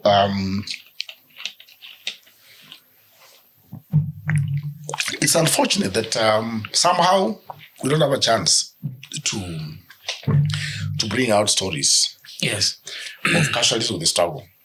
But that's a story that some historian should have the kindness to pick that thread of our history. Dedan Kimathi, his mother had some land before he went in the bush. 9.5 acres. And when he came back, when he came back, the land had been taken over. Today, as we speak, that 9.5 acres of land is owned by someone else. So now, what does that mean to that family? You would assume that people are buried there. They have their lives attached to that land. That land is not given back to them. Yes. And I would also go to I'm just talking about families and the price that they pay. Mm-hmm. You know, the Adungo's family had a terrible thing. Yes.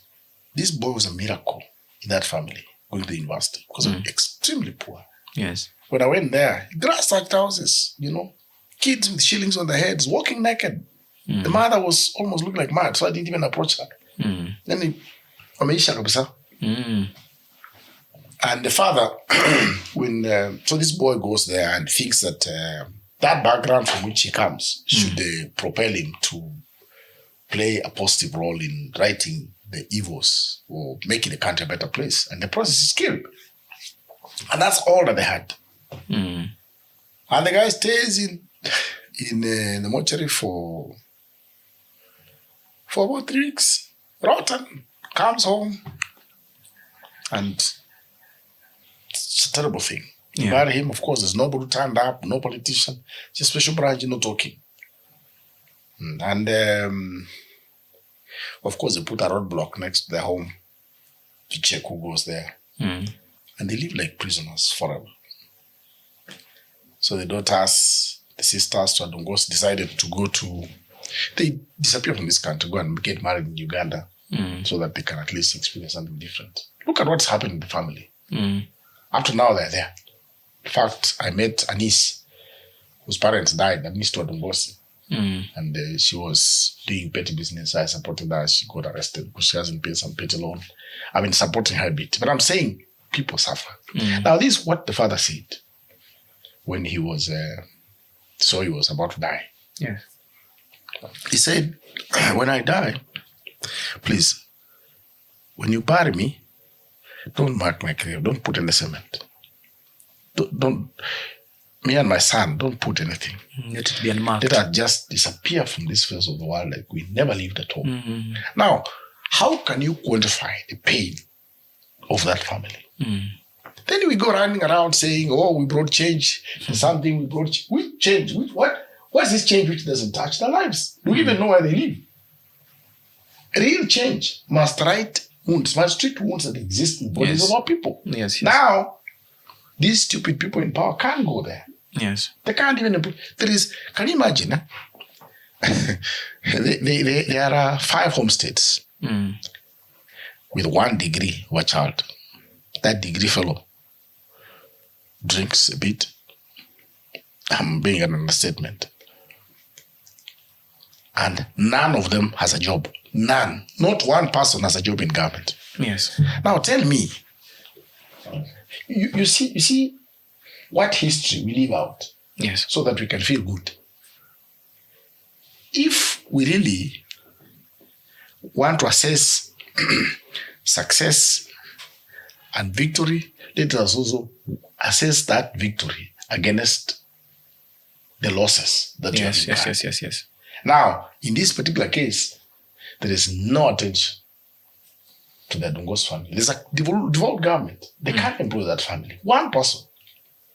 Because I was scared of the history of that people. Because I also don't represent change. Because if you can take power and you can't go there and Kimani's grave, you're a con man. Yes. Yeah. Because that's your father. That's your ancestor. Yes. So now even there, and there are many stories. Bring it home. Yeah. What about you? No, mine is also another. First, I'm a failed married person. Okay. I'm single as I speak, but of course my wife died. Yes. But I've tried marrying a few times. Yes. But you see, what I came to learn is that you can't marry 2 things. Yes. If you get married to the struggle, some other things must suffer. Yes. When I in prison, I had somebody with a son, and if somebody visited me, and I think she was right because chances of coming out of prison are not there. Yes. So she married somebody else. That's a problem. Yes. I get another person, and that one, poverty. That one goes away. Get another one. That time, every weekend, you pass anywhere, you're arrested. You pass anywhere, you're arrested. So the clan sits together and they pass out of no confidence. So you lose that wife. And you don't stop because life is still going on. Yes. Then you marry another one. Poverty. Then finally you marry another one. That one you're getting mad because these things are becoming difficult. You know, there's a time when a woman loved me, I boot her because I don't want an emotional relationship because of these other frustrations. Yes. So basically, I'm a destroyed person. Yes. I can't sustain a married life. Yes. Because those betrayals and my focus make me incapable of being a sensible, balanced person for a family life. Yes. So are my children scattered all over. I normally brag that, of course, jokingly, I'm like a Kijana had about 5 firstborns. And mine are quite a few, more than that. How many? Yeah, quite a number. Still counting. Declare your wealth. Still counting. Still counting. Yes. Actually, yes, I saw on your Facebook the other day. I've not shared about that. You have a pension I have 7 or 8 or 9 firstborns. Because let me tell you, life must go on. Yes, at the end of the day. So now, that is destruction. Yes. I don't foresee a situation when I will ever have a family meeting. Because that family meeting, so how do you bring together 10 people? There's one in Rwanda, another one in Cameroon, another one in Germany, another one in all of them operating a different logic. They have no convergence point. Yes. So you end up saying, my concept of a family is, please, it's me and you. Forget about the rest. A family is a family when you live together, not just because you come from one person. Yes. Giving birth to a child doesn't make him an automatic member of the family of a child he has never met. So my philosophy based on this confusion is, please, every child on your own. If you want to change your name and remove mine and become a Mukamba, proceed. I'll just be helping you. So those are our problems. Then you come to, we have land, ancestral land in Mount Elgon. And these fellows, we've been there since 1943. But these fellows took advantage of the Moi era. Yes. And the fact that I was an anti-government. Yes. And they changed title deeds and took our land. Okay. So now as we speak, the land doesn't belong to us because of what's the route. I felt that time he was in lands. Yes. He helped us about take our land. So we've been in court fighting to get our land back. But we can't. The title deed is in other people's hands. Yes. Yet we're the ones who were registered first in 1960s. When they were registering, if you're from somewhere, they register you as the owner, you become the owner. We became owners, but they changed that. So that is also because our family is an enemy of the establishment. So we have no land because of being these criminals that keep ruling our country. For me, my father went kind of... I think he lost his head. Okay. When I was jailed, he got very destabilized. And, it was a direct yes. From your actions. He tried to hide in religion. Yes. And so God told him the world is coming to an end. When the Saudi Arabia war began, he said that was now the end. So no need to go to school.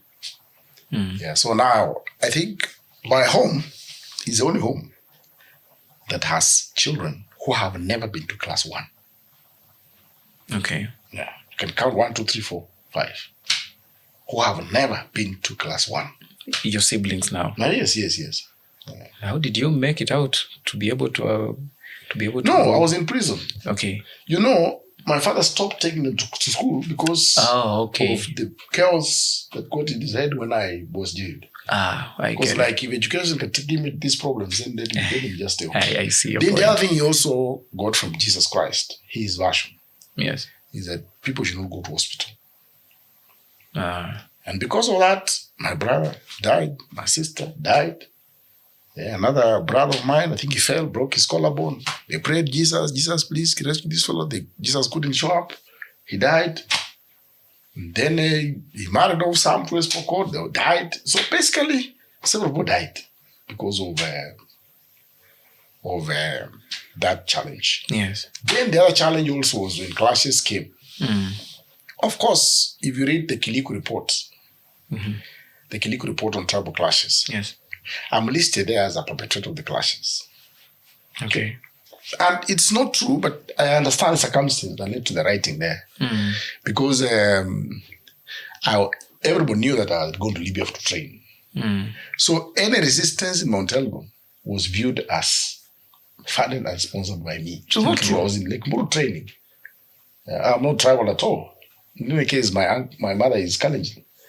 So now then we have to be displaced. But as we speak, since 1992, I have never slept in our ancestral home because it's not safe. So all of us are scattered. My uncle, one of my uncles is the only one who was stuck there, and a few other people. And we can't build anything because the houses we had were destroyed. So we can't build anything solid just in case another outbreak comes up. Not to add on the fact that even the land is also not ours, courtesy of these anti-war efforts that we've invested in. So at a family level, I would say we are also almost as destroyed as that person Ngosi's family. Okay. Yeah, but we march on because we are alive and we know that others are worse than us. Yes. Yeah. Fair. Whew. So I'm just really curious, because many people would like to call themselves revolutionaries, whatever, but you've stuck with this to date and for a long time, and you're still fighting let's just call it the good fight, and we don't know how it ends, but for as long as you're breathing, you're still fighting this good fight. I'm just curious, what are the key ingredients that make someone like you, what type of an environment do you grow up in that creates a mindset, a political ideology, a frame of viewing the world such as yours? Because you don't get to meet a lot of people or see a lot of people with such grit and fortitude of seeing ideas to completion, actions to completion, such as you. I don't know whether I'm competent, but one thing I can say that I am not as strong as you say. I think. Yes. We all have our low moments. Yes. I remember when I came out of Uganda. Yes. And stayed around a bit and participated in the Fort Kenya by-election in Webuye, where I was the main guy. The Moi government was a bit combative, and I emerged as a good counter commander for combat. Yes. So I could not make them operate. I really organized the place militarily. They couldn't operate. Yes. I'd just come from Uganda because it's my friends. But then I was arrested. Yes. When Farah struck militarily in Sirisia and killed a few police officers, they arrested me. Yes. And I was in custody for 49 days. Yes. That's how they broke this tooth. Okay. The pistol bat. Yes. But when I came out of when I realized I was going to be arrested after the Webuye by-election, I was so demoralized. I remember when I came out from Uganda, I met Omola Kijana, Kitui, Kombo. And basically, Omalwa and Kombo said it was unsafe to be with me. And Kombo said it is dangerous. Now, if I have been in the struggle with you people, you're stuck here in Kenya, you are formed parties, how can you disown me? Where do you want me to go? So the guys just told me, you just go back to your underground. We shall get in touch. In fact, to quote Omola Kijana, say, we shall get you on board. To train. Yes. Shall get you on board. Very but good English. Go where? Have no fuel, no transport, nothing. Yes. So fuel, transport, and no car. And so then around that time, after some time now, I found that with Farah having struck, though I was not a member of Farah, we're going to be arrested. And I actually wanted to commit suicide. Okay. I said, I can't, not again. I go to prison for no reason. Yeah. And these animals have taken control of everything with no space. And I said, I went and told my friend Gitau Mwara, who's a lawyer, that, you know what, I want to tell you this. If they arrest me again, you'll never see me again. So what I'm saying is that, one, I'm not special. Yes.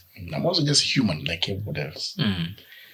But the difference is that I have the energy to say, let me do the right thing. Yeah, when I'm able. Yes. Yeah. It boils down to many things make one strong, but it is those ups and downs in people's lives is normal. When Raila gets tired and joins Moi, I understand. That time his economy was doing badly. Yes. Why? In fact, the NDP had 15 shillings in the account. I remember what John Kiema told me.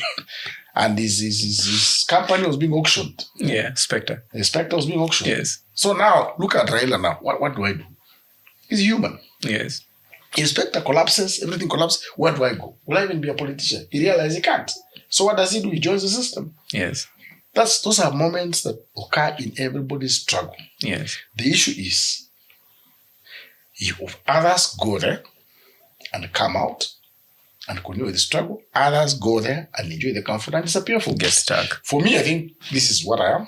Yes. And I've tried to do the little I can. But those ups and downs occur like I've told you. Yes. I was actually more good answer though, but I was actually more intrigued about say like upbringing, like formative years. Is there something special, Amma? Is there like some sort of is there something Zé does? I think in a previous conversation I saw you mentioned that he was a counselor, yes. So there's a bit of politics from the very onset. Is there something from your upbringing that sets forth the person you are right now? To be honest, the most powerful, I don't know when people get formed. Yes. But it appears maybe it could be as far as when they're very young. Yes. And I had an experience whose impact has never ceased to be on my consciousness. My father was jailed. Yes. Jailed for 2 years. For 2 years for mismanaging or embezzling public funds. Now, I learned from his stepbrother years later, or 3 years ago, that actually he had married the chief's wife, and that's why he was jailed for 2 years. Okay. So I don't know which truth is, but those are the theories. Okay. So now, during that time when he was away, we had a very difficult life. Yes. Started nursery, jail in 67. That was about 4 years at that time. Yes. So very difficult life. Eating, problem. I don't go into details because touches my family. Acts of discrimination, all those things. And going to school, a problem. Walk kilometers, small kids. So then we also did our clothes. So one time, because my father was in prison, I had to use are you okay? Yes. I had to use my father's shirts, wear the shirt because it covers me and we can save on the trouser. Yeah. So now you go to school, but you don't have a trouser and a pant. Yes. Yeah. So, and the chief's son was such a problem. Yes. It's arrogant because the chiefs were those days. Yes. So he was behaving like a chief in our class. Yes. And in the school. Yes. So the guy timed me when I was having women. Yes. When the praise of women and stripped me. Sorry. Yes. It's funny. Lifted my shirt and people saw my buttocks and my naked self. Yes. I was so humiliated. Yes. And those days were rules. So I told him, by the way, break time. I want us to go and fight. Okay. Yes. Those days it was organized. So I told the referee. Yes. Told Master, me and Musa want to fight. It's going down. 10 years. So that to fight, you have to go out of the school. So at 10, we went. And I was the one who had been offended. But everybody supported the chief's son. Okay. Yeah. I only had one support. Interesting. I felt so bad. So we reached there. And of course, the fight began. And I was more angry, so I think I was more aggressive. So I beat him, fell down. We rolled a bit, I hit him again, went down, and now I was punching. So he went for my hand and my hand and beat with his teeth, his part. Contrary to the rules of the game. Yes. So of course I cried and they basically rescued me. Yes. And the fight came to an end. Yes. But that humiliation by the chief's son gave me a class stand. Oh, yes. Oh, I see. I have lived, in fact, from that time, whenever I see a person carrying a child, I go and help. It made me take a class position in life. Yes. And I don't think I've departed so much from that. Okay. Yeah. That's The rest of academics theory is manure on the spirit that I think the chief he put in me. Yes. And the circumstance of our life in the presence of my father made me. That's a good foundational story on your ideology. I think so. Towards life. I appreciate that one. Okay. So now I would like also a bit of your commentary as we age towards winding down on a couple of topics and individuals. So you've already mentioned Kijana Wamalwa. I think you've had the privilege of interaction. I married his first daughter. Yes. For a year. Yeah. Yes, as you earlier mentioned. Yeah. So now, do you, from where I come from, Kakamega, and I think the first election that I was ever conscious of myself was the 2002 elections, when the Kibaki Tosha, when now the Kanu regime was being thrown out. And I think that was the first time, if I was to dial back, that was the first time that I ever saw Luyas speaking one language. So the question here is Kijana Wamalwa our missed opportunity at Luya Unity? First, I did speak that language. Okay, I understand. I didn't speak that language because I did support Kibaki. Yes. I think that it is wrong for us to move from Moi to his vice president. Yes. And you know, one of the things that comes out clear in our history, if I may divert a bit, is that every transition leads to us having a person leading that transition from the other side. Yes. It's like you have to have opposed change for you to lead that change, any change that comes. Yeah. So now when I saw Kibaki, I just didn't I did not even go and vote. But of course, I think I changed my mind. Yes. After I saw how he was leading the country, yes, I changed my mind and actually thought he could. Yes. I denied him of what he deserved. Yes. Yeah, but that was my view at the time. Yes. Now, unity of the Luya. Yes. Do we need it? My view has been that we have needed it. And there's a time when we've not been in need of it. Okay. Now, unity for what right now? You know, unity is supposed to help us advance the struggle for change. Yes. And if unity is going to be crafted around conservative people, we don't need that unity. Yeah, for sure. Yes. So we don't need unity under Mudavadi. We don't need unity under Weta. We don't need unity under some people. We need unity when we have a special position to play positively at the national level. Okay. And towards that end, we had Masinde Mlilo. Okay.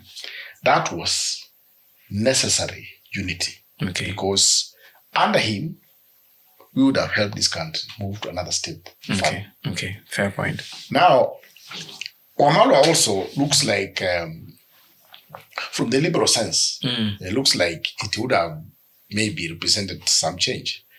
But brother, you need to dig further. Yeah. You need to dig further. What did he say about the golden bag? I've seen. What did he get after the golden bag? Yeah. Yeah. That time I was in Nyayo house. I was in Naivasha prison being tortured. Wafula. Yes. When I came out after 49 days, sorry. When I came out after 49 days, the MP tells me that, you know what? That time things had blown up. Omala had said, hold your horses, he's supporting the party should be paid. The reason is he had been given some money. Okay. So now he told me, hey, you know, they have been talking about you since you got arrested.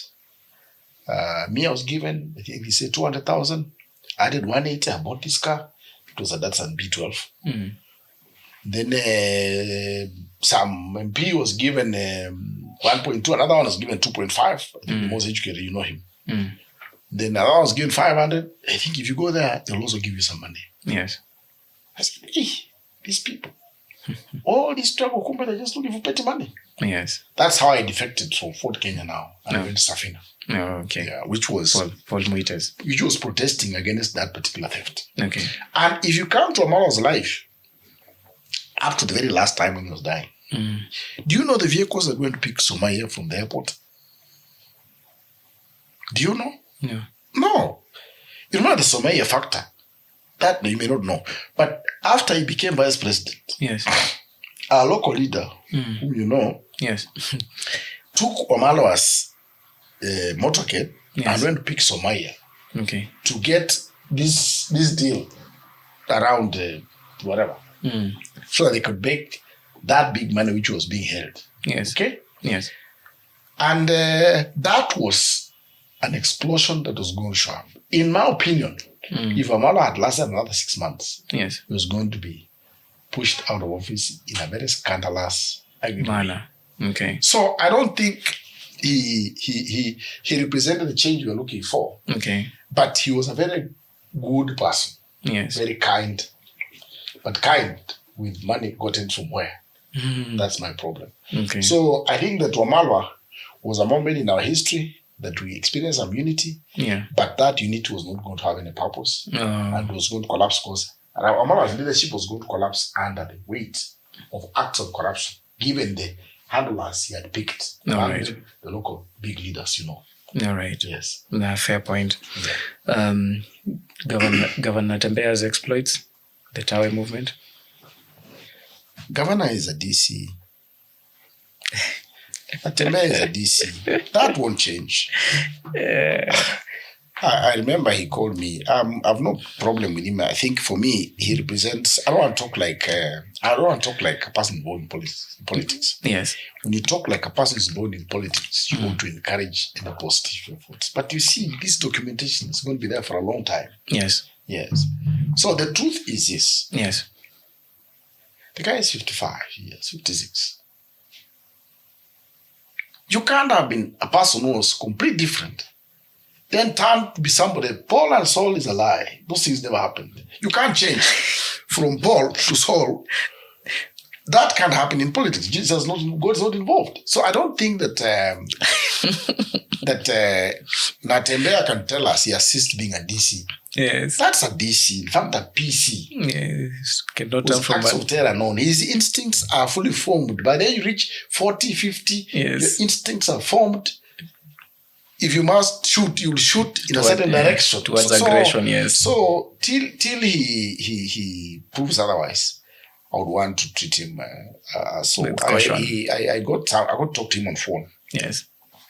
Through one of his leaders. Yes. And they asked me to go and he told me to go and see him the following day. I went there and I saw it look like a queue. I can't queue to see a DC. I just got out and went. When they called me, I was in Kimini. I said, you guys, I can't queue to see a DC. This of the Mohera, no. He has to have the courtesy to meet me as soon as I arrive, or he cares of my life, because he's a DC. Yeah. And when it expires, you'll see that DC ship. Imagine. Yeah. So I don't see him as a person who is ours. Okay. But you see, in politics, yes, all actors are useful. Yes. Sometimes to get change, you have to get these enemies to clash. Yes. Yeah. Fair you point. use one against another. Yes. What Mao says, use the enemy's fist to hit the other enemy and save your own to fight another day. He has his special role. In my opinion, he's the most useful now. Unfortunately, he doesn't have the energy. Yes. But if he managed to mobilize the lawyers against the establishment and remain consistent, that one you have to pray. Yes. And remain consistent, doesn't turn that into money. Yeah. Then there we can say we shall destabilize Ruto. And in that destabilization, normally some changes emerge, like we did with the new constitution. Okay. You know, in the last election, let me just tell you this. Yes. Some leader from this part of the world was given 5 PSS and I think 2 ministries. One of them was Minister of Defense. What did he do? He sold the Minister of Defense, 200 million. I'm telling you. And PS, something he also sold, made some money. Then you come around and say, oh, I'm all you have. I may not be great, trying to imitate Wamala Kijana. That you see what is that which is rotten, rots for the owner. There's nothing rotten with roads for anybody. A rotten thing is fit for the grave, nothing more. Yeah. But they say even if that's saying in Kiluya, Yes. saying that which is rotten rots for the owner. Satan.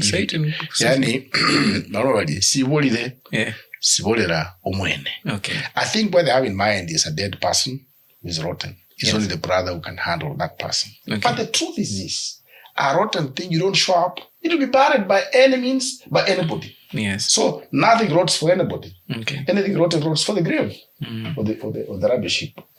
So now they will come and say those things. But the truth is this: we have hyenas leading Luya land from north to east, south to west. Yes.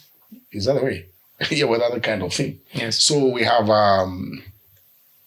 no representative for change in the leadership that we have today. Yeah. Pick one name and I will tell you. Yes, I was actually going to the next one. What do you make of Senator Sifuna's statements that seem to be going contrary to his party leader's current position? Is it just lip service to position himself with the movement, or there is something there that we can hold on to? You see, you're a bit unlucky or lucky, because I've worked with about everybody. Yeah. Yeah. And based on how I've worked with him, yes, of course, the one who sacked me, yeah, I can only say he is talking well and is on the right side of things.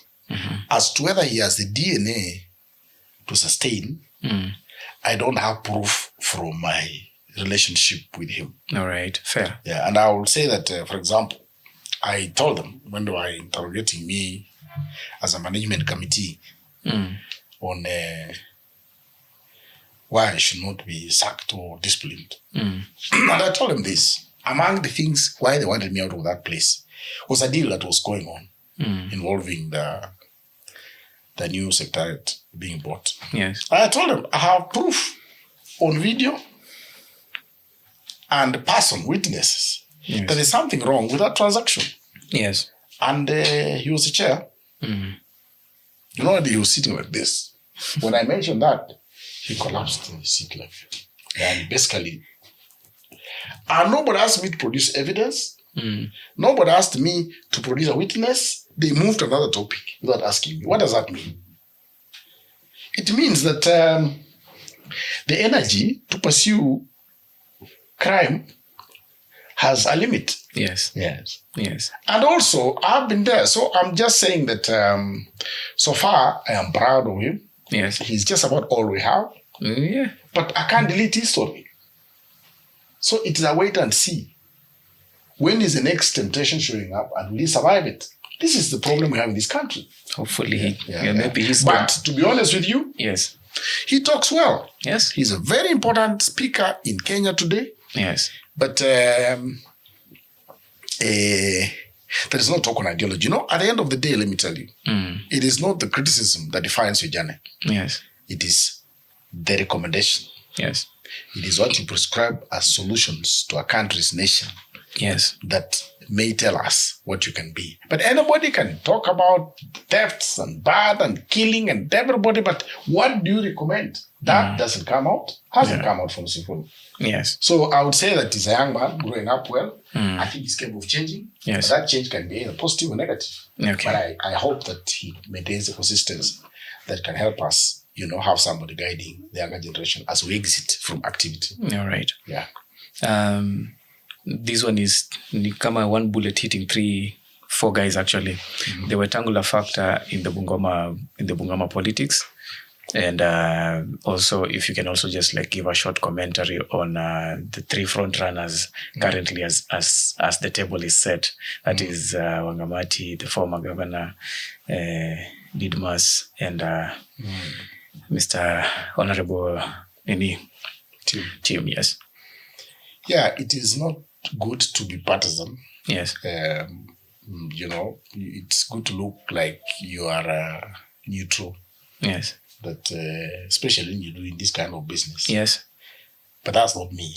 Yes. That's why everything can go to hell and some truth can some truth can go. Because, Yes. when I speak, they'll not come to eat in my place. Yes. Because the last time I was with Mheshimiwa Wetangula, Yes. with Wetangula, Didimas, and the senator, Yes. the Senator Wakodi, in my kiosk, Yes. down in Zulu Place. Yes. And he told me that, you please, I want you to support this guy to be the governor for Bungoma. I told him, well, you told me from one, so I would say that your word ought to be that of a father. But I think that looking at your life, you've gone through a lot of betrayals. Then took the topic. So, yeah, I've been betrayed. They gave me examples at the national level. Very ugly. Yeah. The touches, people making money. And I don't want to go too much. They gave me examples how he has been betrayed, how he helped them in very interesting ways, which I can only talk off camera. Yes. Then talked about Omnyinyi, how he betrayed him, helped him become what? Those things. So in the finish, I told him, anyway, the person who will betray you next is this gentleman here. He was sitting next to me. So, the waiter said, what is it? I said, no, I'm just telling you that the next person who will betray you in a big way Yes. is this gentleman. He was sitting with me. Yes. So, oh, no, I can't. We're mature people, we can't. But the issue is that I passed the point. Yes. So I'm trying to say that the candidate from Kimilili is a scandal. Okay. Yeah, it's a mistake. It's a crime for people who have been diseducated, lived in this country, to pick a person who represents the most backward, philosophies in leadership. I don't even have to illustrate, because you go to his constituency, how he manages his whatever. It's all just chaos. Yes. And his CV as a person who has worked in the military, it's just crime. Please, let's choose a criminal we don't know. But we can't just choose a criminal we know. It's all written on the wall. It's all written on the wall. So yes. For me, it is scandalous that that guy has featured in discussions in a big way, because he commands leadership, commands following quite a bit. Yes. But even more commanding leadership, we didn't support him. So shall he do the right thing? Okay. But the issue is that to me is wrong. It's a mistake. Yes. Now, coming to Wangamati, I think he did a better job. Yes. But his style of leadership is what let him down. Now, I suspect that his style of leadership is what will bring him down. Because a guy takes power and can't pick anybody's call. Okay. I know somebody gave him 2 million shillings and he couldn't pick his call throughout. He only called him when he was falling. So now I suspect that Wangamati may have problems with the electorate because of his style of leadership. Yes. Yeah, because very entrenched and it might easily backfire. Yeah. Coming to Tim Wanyonyi. Tim Wanyonyi has few challenges. He is a waiter, and people think that's an issue. Some people think so. But the truth is this. It is fair to say Tim is an independent person with his own style of leadership. Okay. And for me, he's an extraordinary person with all those challenges. Yes. And he still can lead a constituency in town. Yes. Yeah. And manage resources in a manner that brings out no scandal. Okay. So for me, Wangamati and Tim share a constituency. Okay. Okay. They all have a positive impression on the elite. People have gone to school. Yes. And the only thing is that because this other one is fresh, Wangamati is losing that following. Yes. Fair point. Tim Wanyonyi. Yes. But for me, I think it is good for once to try what has been tried out and worked. It's a rare thing in leadership to have somebody asking for an office against a track record of performance. Yes. Now, Tim has performed as an MP. Yes. Tim wants to be governor against a background of how he performed. It is not illogical to imagine that he'll also perform as a governor. Yes. He has my vote. Okay. Yes. Okay. It's good to know where your heart lies. It might influence a couple of people viewing this production. That's good. You also met with Emeritus Chief Justice. Yes. Yeah. Do you know the other side of politics that he might have an idea but not really appreciate, because he comes from the other arm of government or something.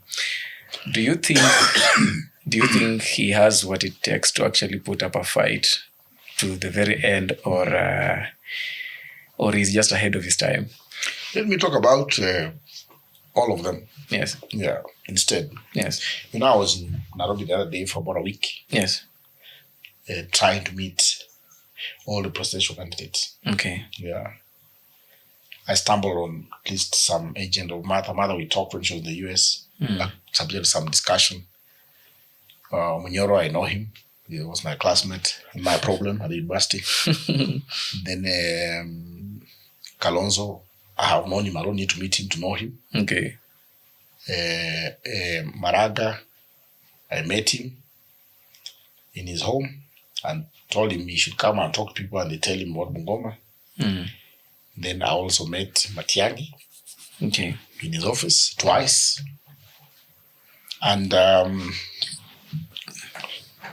I don't know how to respond to this, but should I talk about each of them or just give a conclusion? I'm more really interested in how you view his, especially his chances. Really, I think that Maraga is a clean man. Yes. He's a clean man who insists on being clean. Yes. And his cleanness is definable by the Bible and the 10 Commandments. Okay. He won't bribe anybody. He won't manipulate anybody. He won't blackmail anybody. He won't cheat. That is a person who can't be elected in any country. Okay. Yes.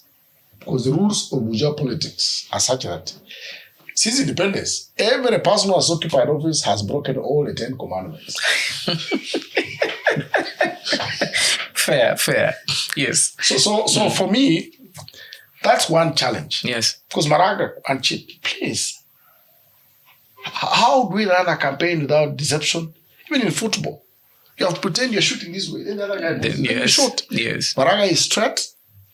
And in my opinion, his politics leads him to heaven, not State House. I also look at his organizational capacity. I'm talking to ourselves. I was talking to him. Yes. I brought him to this Bungoma. Not brought him, but he came. Yes. I had a meeting with him. I gave him people to talk to. Good cream of people. Yes. From MPs, MCA, that kind of thing. And I remember when he called me, he told me, now logistics person. Yeah, logistics of the meeting. So no, it's my hotel. I don't need any money. They just come. Because I'm now trying to show that I'm not part of his problems. I'm part of the solutions. Yes. Okay. Now you come talk to my people and you go away. 1 month. 1 month and a week.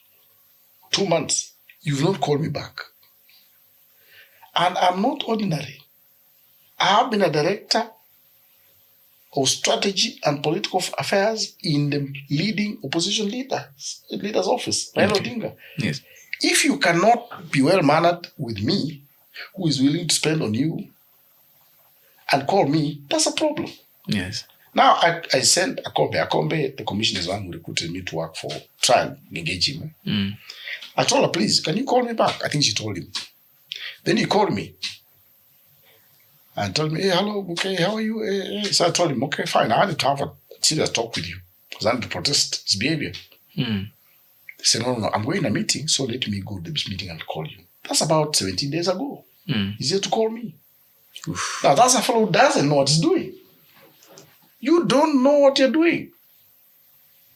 If he cannot utilize my labor free with some capacity, which labor can he utilize?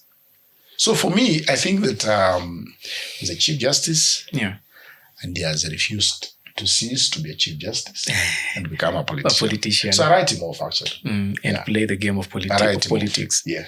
It's like going to a pig fight and expecting to come out of it clean. Exactly. Okay, fair point.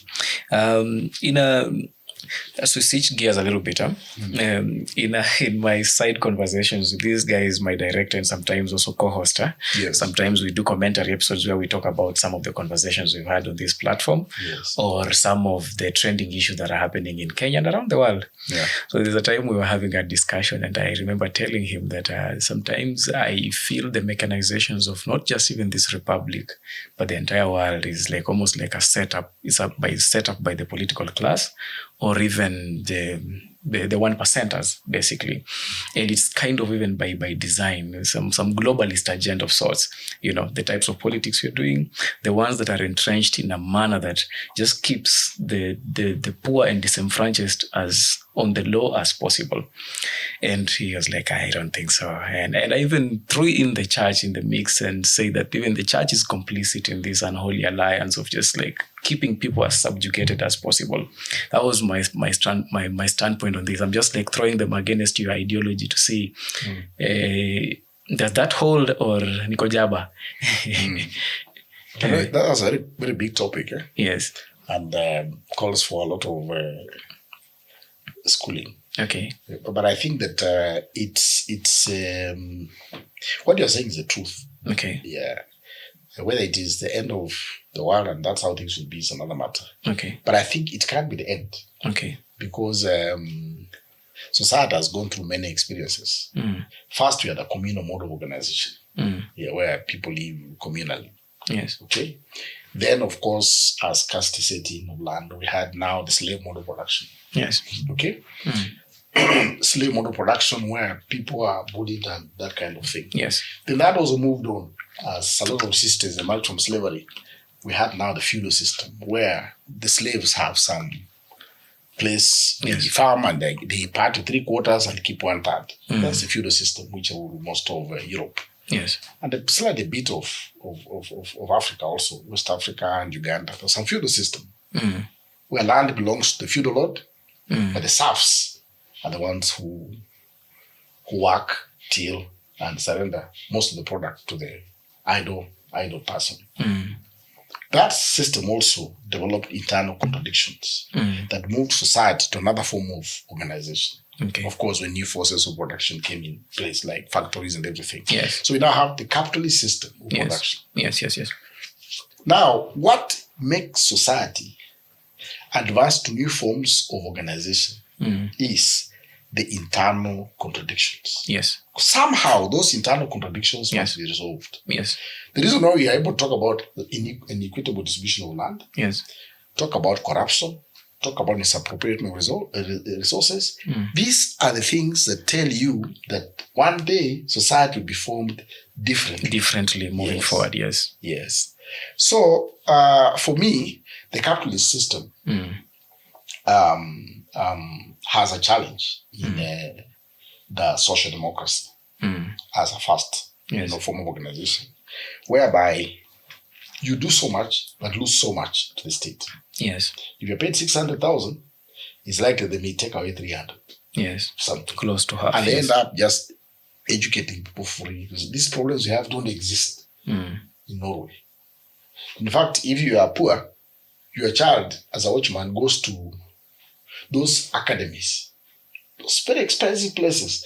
But your income, they do a calculation based on the income you get. How much do you pay? So they have a fair system. Yes. Medication is free. Yes. You see, so that is a system that is inviting us to think. I don't know why the Americans crashed Tripoli, Libya. But I think it was also trying to crash the African experiment. Yes. Because Libya, you all know, was heaven. Yes, it was. I think heaven economically than any other country in the world. Yes. If you ask me. They were doing well. That's why they crashed it. But you see, I'm saying that your claim is challenged Yes. by countries that are following a different path. Okay. Social democratic countries following a different path. Yes. Guaranteeing gains to everybody. Okay. And as a result, of course, those companies move from there and come and invest in other countries where there's free and cheap labor. Okay. But you can see that that experiment speaks to many of us. Yes. And it's possible that one day we shall also say, no, we need a situation yeah. where all our resources are run in a manner that enables us tap the gains of our sweat Yes. and deploy this money appropriately in a manner that makes us happy and peaceful. Okay. Yeah. Fair point. Fair point. Mali, so still getting a bit of your commentary on some of these issues. I made this script for at the time we were to meet. So these were relevant then, but I still think some of them are still relevant. Yeah. So my dad tomorrow, I don't mind. Many questions.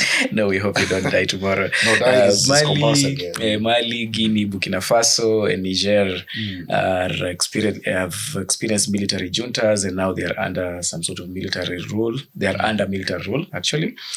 And they are all trying to like fend off neocolonialism and trying to like chart their own cause. Do you think that's like a direction for the rest, like that is likely to take? Is that a wind that is likely to sweep the rest of Africa, or this is just going to be like a Sahel thing? If you look at the, I don't know, but I think if you look at the economic situation of those countries, there's something they share. Yes. Those conditions have been very sharp. Yes. Pains and sufferings have been sharper than most other countries. And this suffering is felt by all.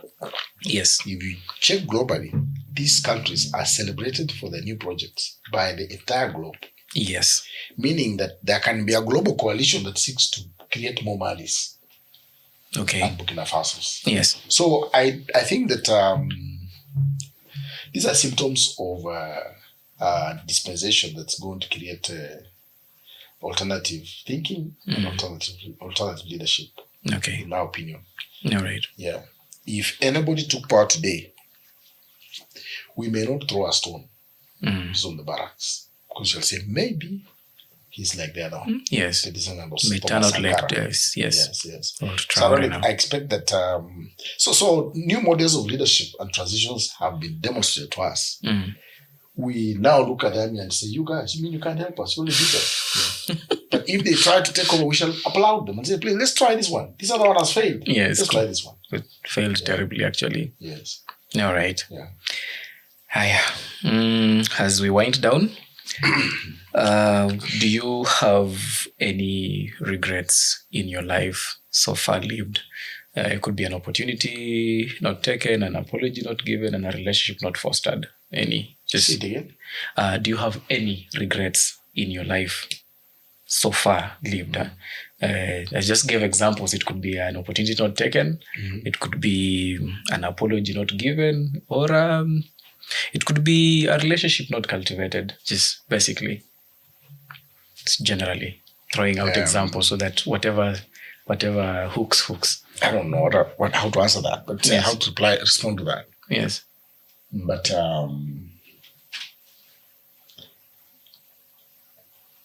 I think I'm more scared of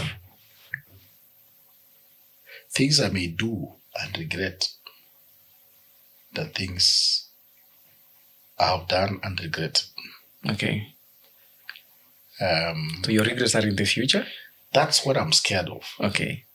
These days, I think people should die between 60, which is around my age, and 70. Okay.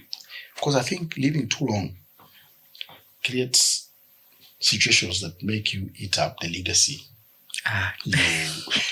I see what you did there. You today, if I died today, that would be well timed. Okay. Beautiful. When I'm at peace with everything I'm doing, okay, that is the time to go. Okay. There's a reason why the heroes of the world Okay. are in 30s. Oh, yeah. Jesus Christ, Steve Biko, Malcolm X, Martin Luther King, Optimum Prime. Thomas Sankara. Yes. You see, you don't have too long a time to mess your legacy. And Fair. you know, age also has an impact. Yes. You see, now I can't shoot, but I'm a trained guerrilla. I'm a trained trainer, actually. Okay. I can dismantle an AK-47.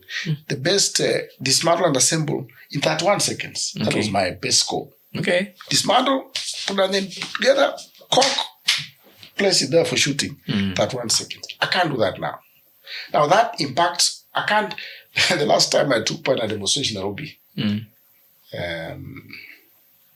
this GNC one, it was just a breach of what I decided to do.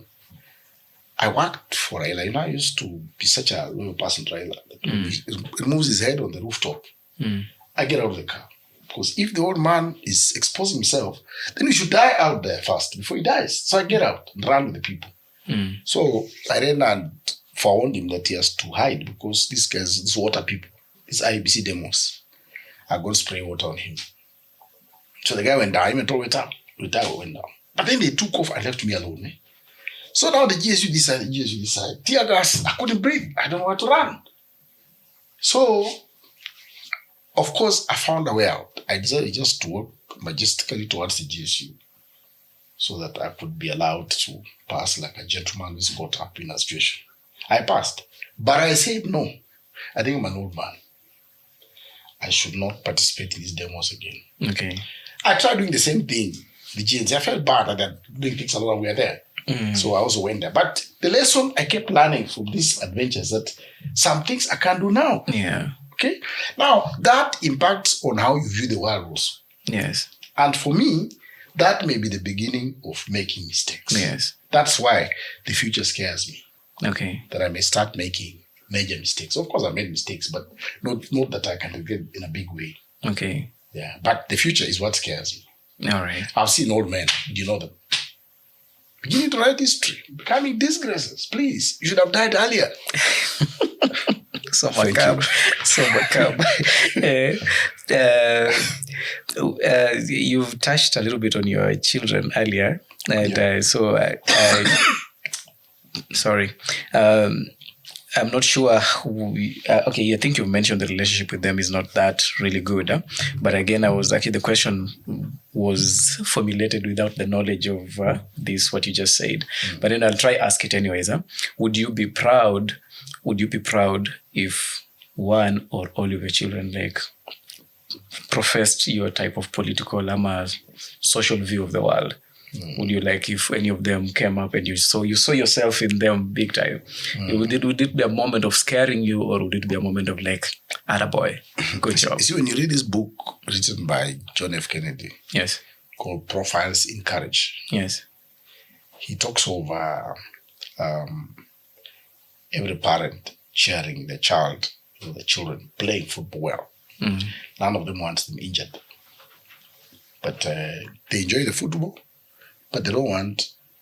Yes, that's a good one. They don't want the negative things that happen to happen to the children. Yes. Yeah. I am not a different father from that. Okay. Of course, generally, if I was to advise them, I say, please, try and be useful to society.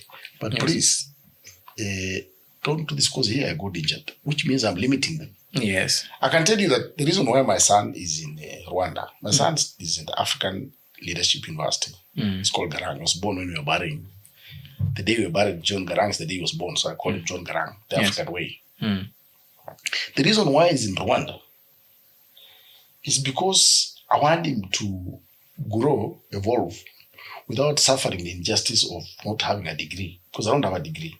Okay. Yeah. So you can see I'm just a father like any other. I want them successful, but I don't want them to get injured. Yeah. So you can see I can't want them to be me. Yes. Yes, in a way, yes. I hope so. Yes. That's all I can say. All right. Good answer.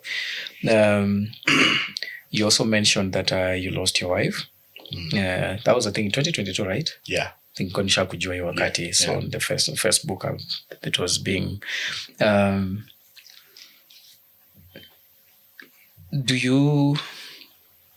how has life been afterwards? Was it Has it been lonelier? Because, in old age, the children are out of the nest and just now you. How has it been? How are you coping now? Man to man here. Yeah, one I'll say this, that yes. after many failures in marriage, yes, I decided that I think I'll end up alone. Yes.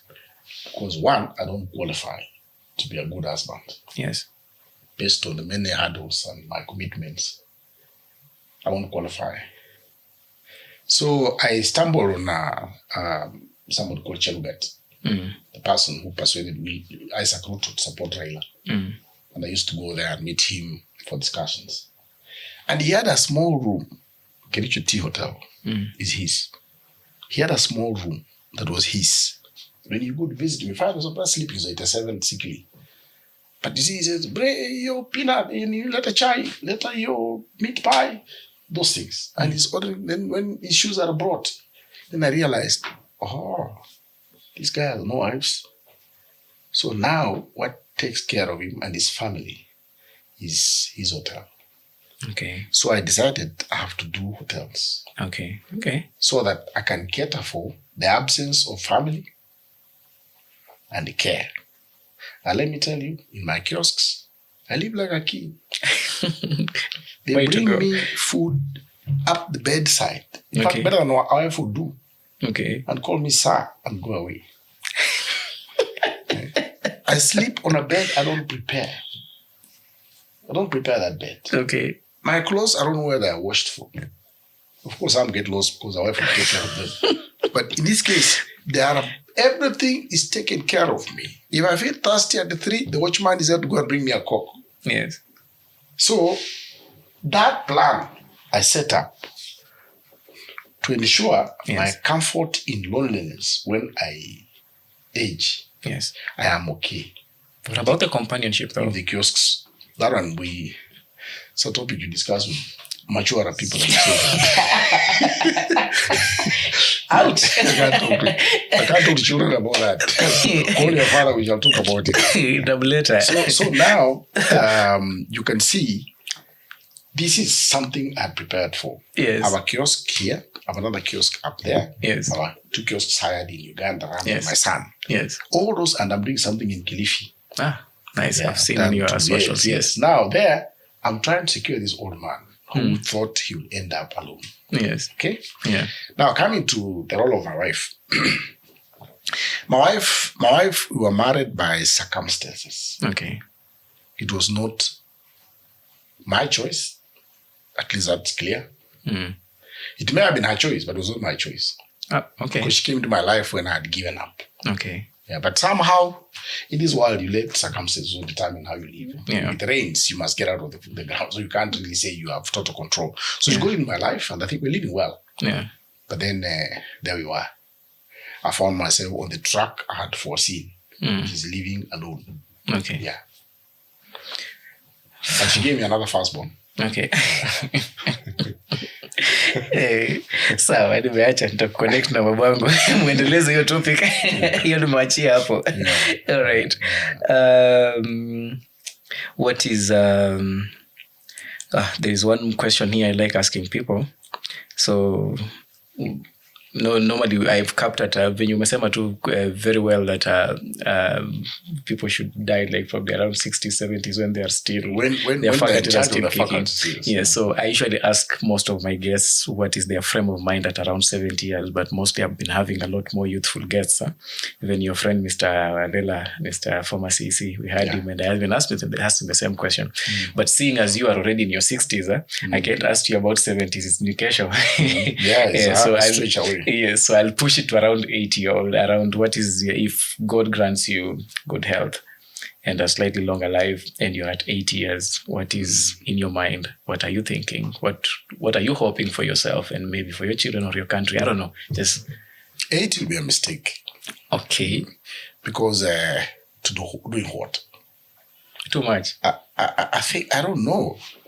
Because what I can do, others can do. Yes. And purposeless living is very strenuous. Yes. Yeah. So I just see myself very strained, very harassed by old age. because I can't get involved with processes at a certain age. Yes. Directly. Yes. I have to have brought up people who can do those things. Yes. And what I see, society has very many people who can do these roles. Yes. We're not special. Yeah. The GNC, we used to raid Parliament. And we reached there and I ordered people, let's withdraw. Because, we were raiding Parliament, especially that time of Tim and Joya, when I was kind of in command. The way the police works, you push them, you reach a point, then they shoot in the air. That's the first warning. They shoot twice. The second bullet is going to enter somebody. Yes. So for me, as a commander, when they said when they shoot pop one, then they shoot pop two. I said, hey, you guys, withdraw. So I withdraw my troops back. Now, what do these young people do these days? They shoot once, shoot twice. They say, okay, shoot us and we are coming. What does that mean? It means we're not special. Yeah, they're more fearless. There are other people who are better than us. And that is true about life. Nobody can say that you're extraordinary. Yeah. So at 60, getting to 65, it's important to get out of the system. Let other people do. Yes. If they don't want to do, be their PA. So for me, life beyond 70 is just a burden to go through. Okay. Yeah, it's a burden to go through. I don't want to be active. Okay. It's just a goat. Life of a goat. That is a very colorful answer. I was not ready for that answer. That is enough. That's a really good answer and very different from all the answers I've ever gotten, honestly speaking. Only Wafula Buke can say such an answer. Second last, what is the most recent book you're either currently reading or have read, and what are your takeaways from it? Any takeaway? I'm a very poor reader. Shocking. Exactly. I am what...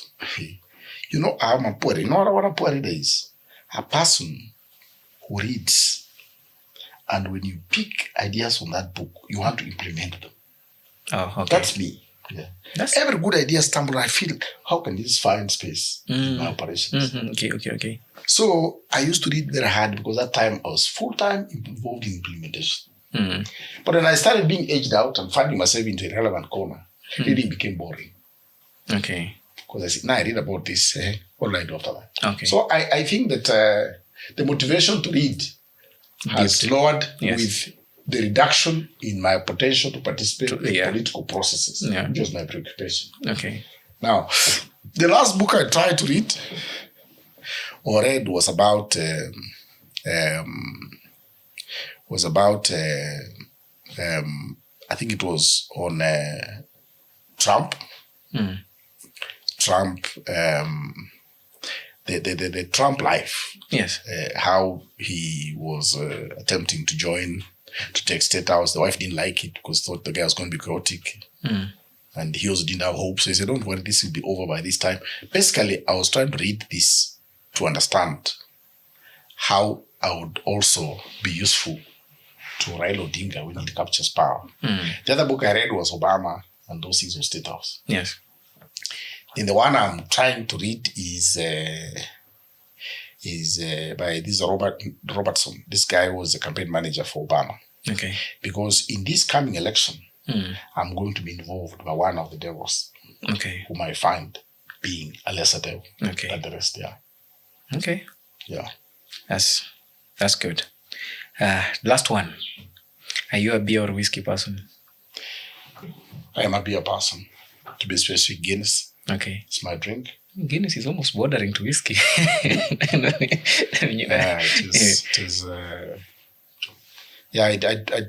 drink Guinness. Yes. And that begins at 12 or 1. Yesterday I started drinking at 1. Okay. 1 o'clock, 1 a.m. 1 a.m. I drink from... I would drink alone. I like it that way. Because when you drink with people, you lose discipline.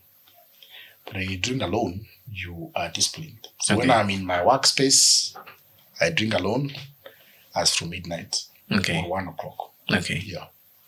All right. I'm a beer person, but also just for participation. I drink the light one so that I can drive home. All right. As part of our tradition here, we usually, the guest mug, we usually appreciate. The production is called the Time Lapse podcast. We are on YouTube and all other social media platforms for escalation purposes.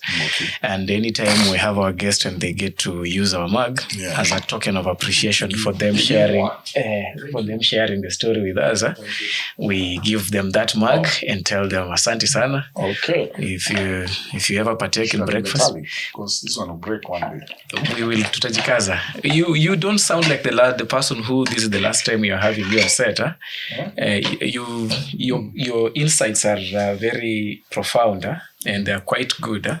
So I don't think this is the last time we're having you on the set. So who knows? Maybe next time you get a metallic one or even any of our branded merchandise that appreciates. This has been quite, I think, the most serious interview I've had. Thank you. Yeah, very, very comprehensive. Yes. I don't mind that because we have to leave this information to the rest. Yes. And as I told you, if a verse can change the life of a person, then I've read this book called Revolution in Zanzibar. Okay. By Field Marshal John Okello. Revolution in Zanzibar. Oh, Zanzibar. You can't find it. Okay. The last time I had looked for it, I got it in my father's library. Yes.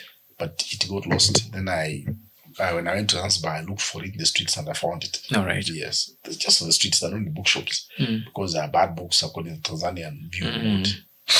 And the boy is transformed by Abbas. He's given energy to move out of Uganda and go and wander out there by Abbas in Matthew. Okay. Yeah, I think something like happy are those who mourn, those things which I don't even know. I don't read Bible myself. I used to read when I was in prison. Yeah. So he gets motivated by that verse alone. Yes. So it's important that people say what they have. Yes. If they seriously believe in them, because it might touch somebody. Yes. That fellow becomes an agent of transformation. Yes. Kwa my church. That's a good place to end the show. We don't do that here. So thank you so much. This has been lovely. I hope we get to do this again, and we hope that this conversation escalates so that this message gets out as much as possible. Yeah. All right. Yeah. Asante sana. Okay. Time lapses. It's been real, man. Until the next one. Peace.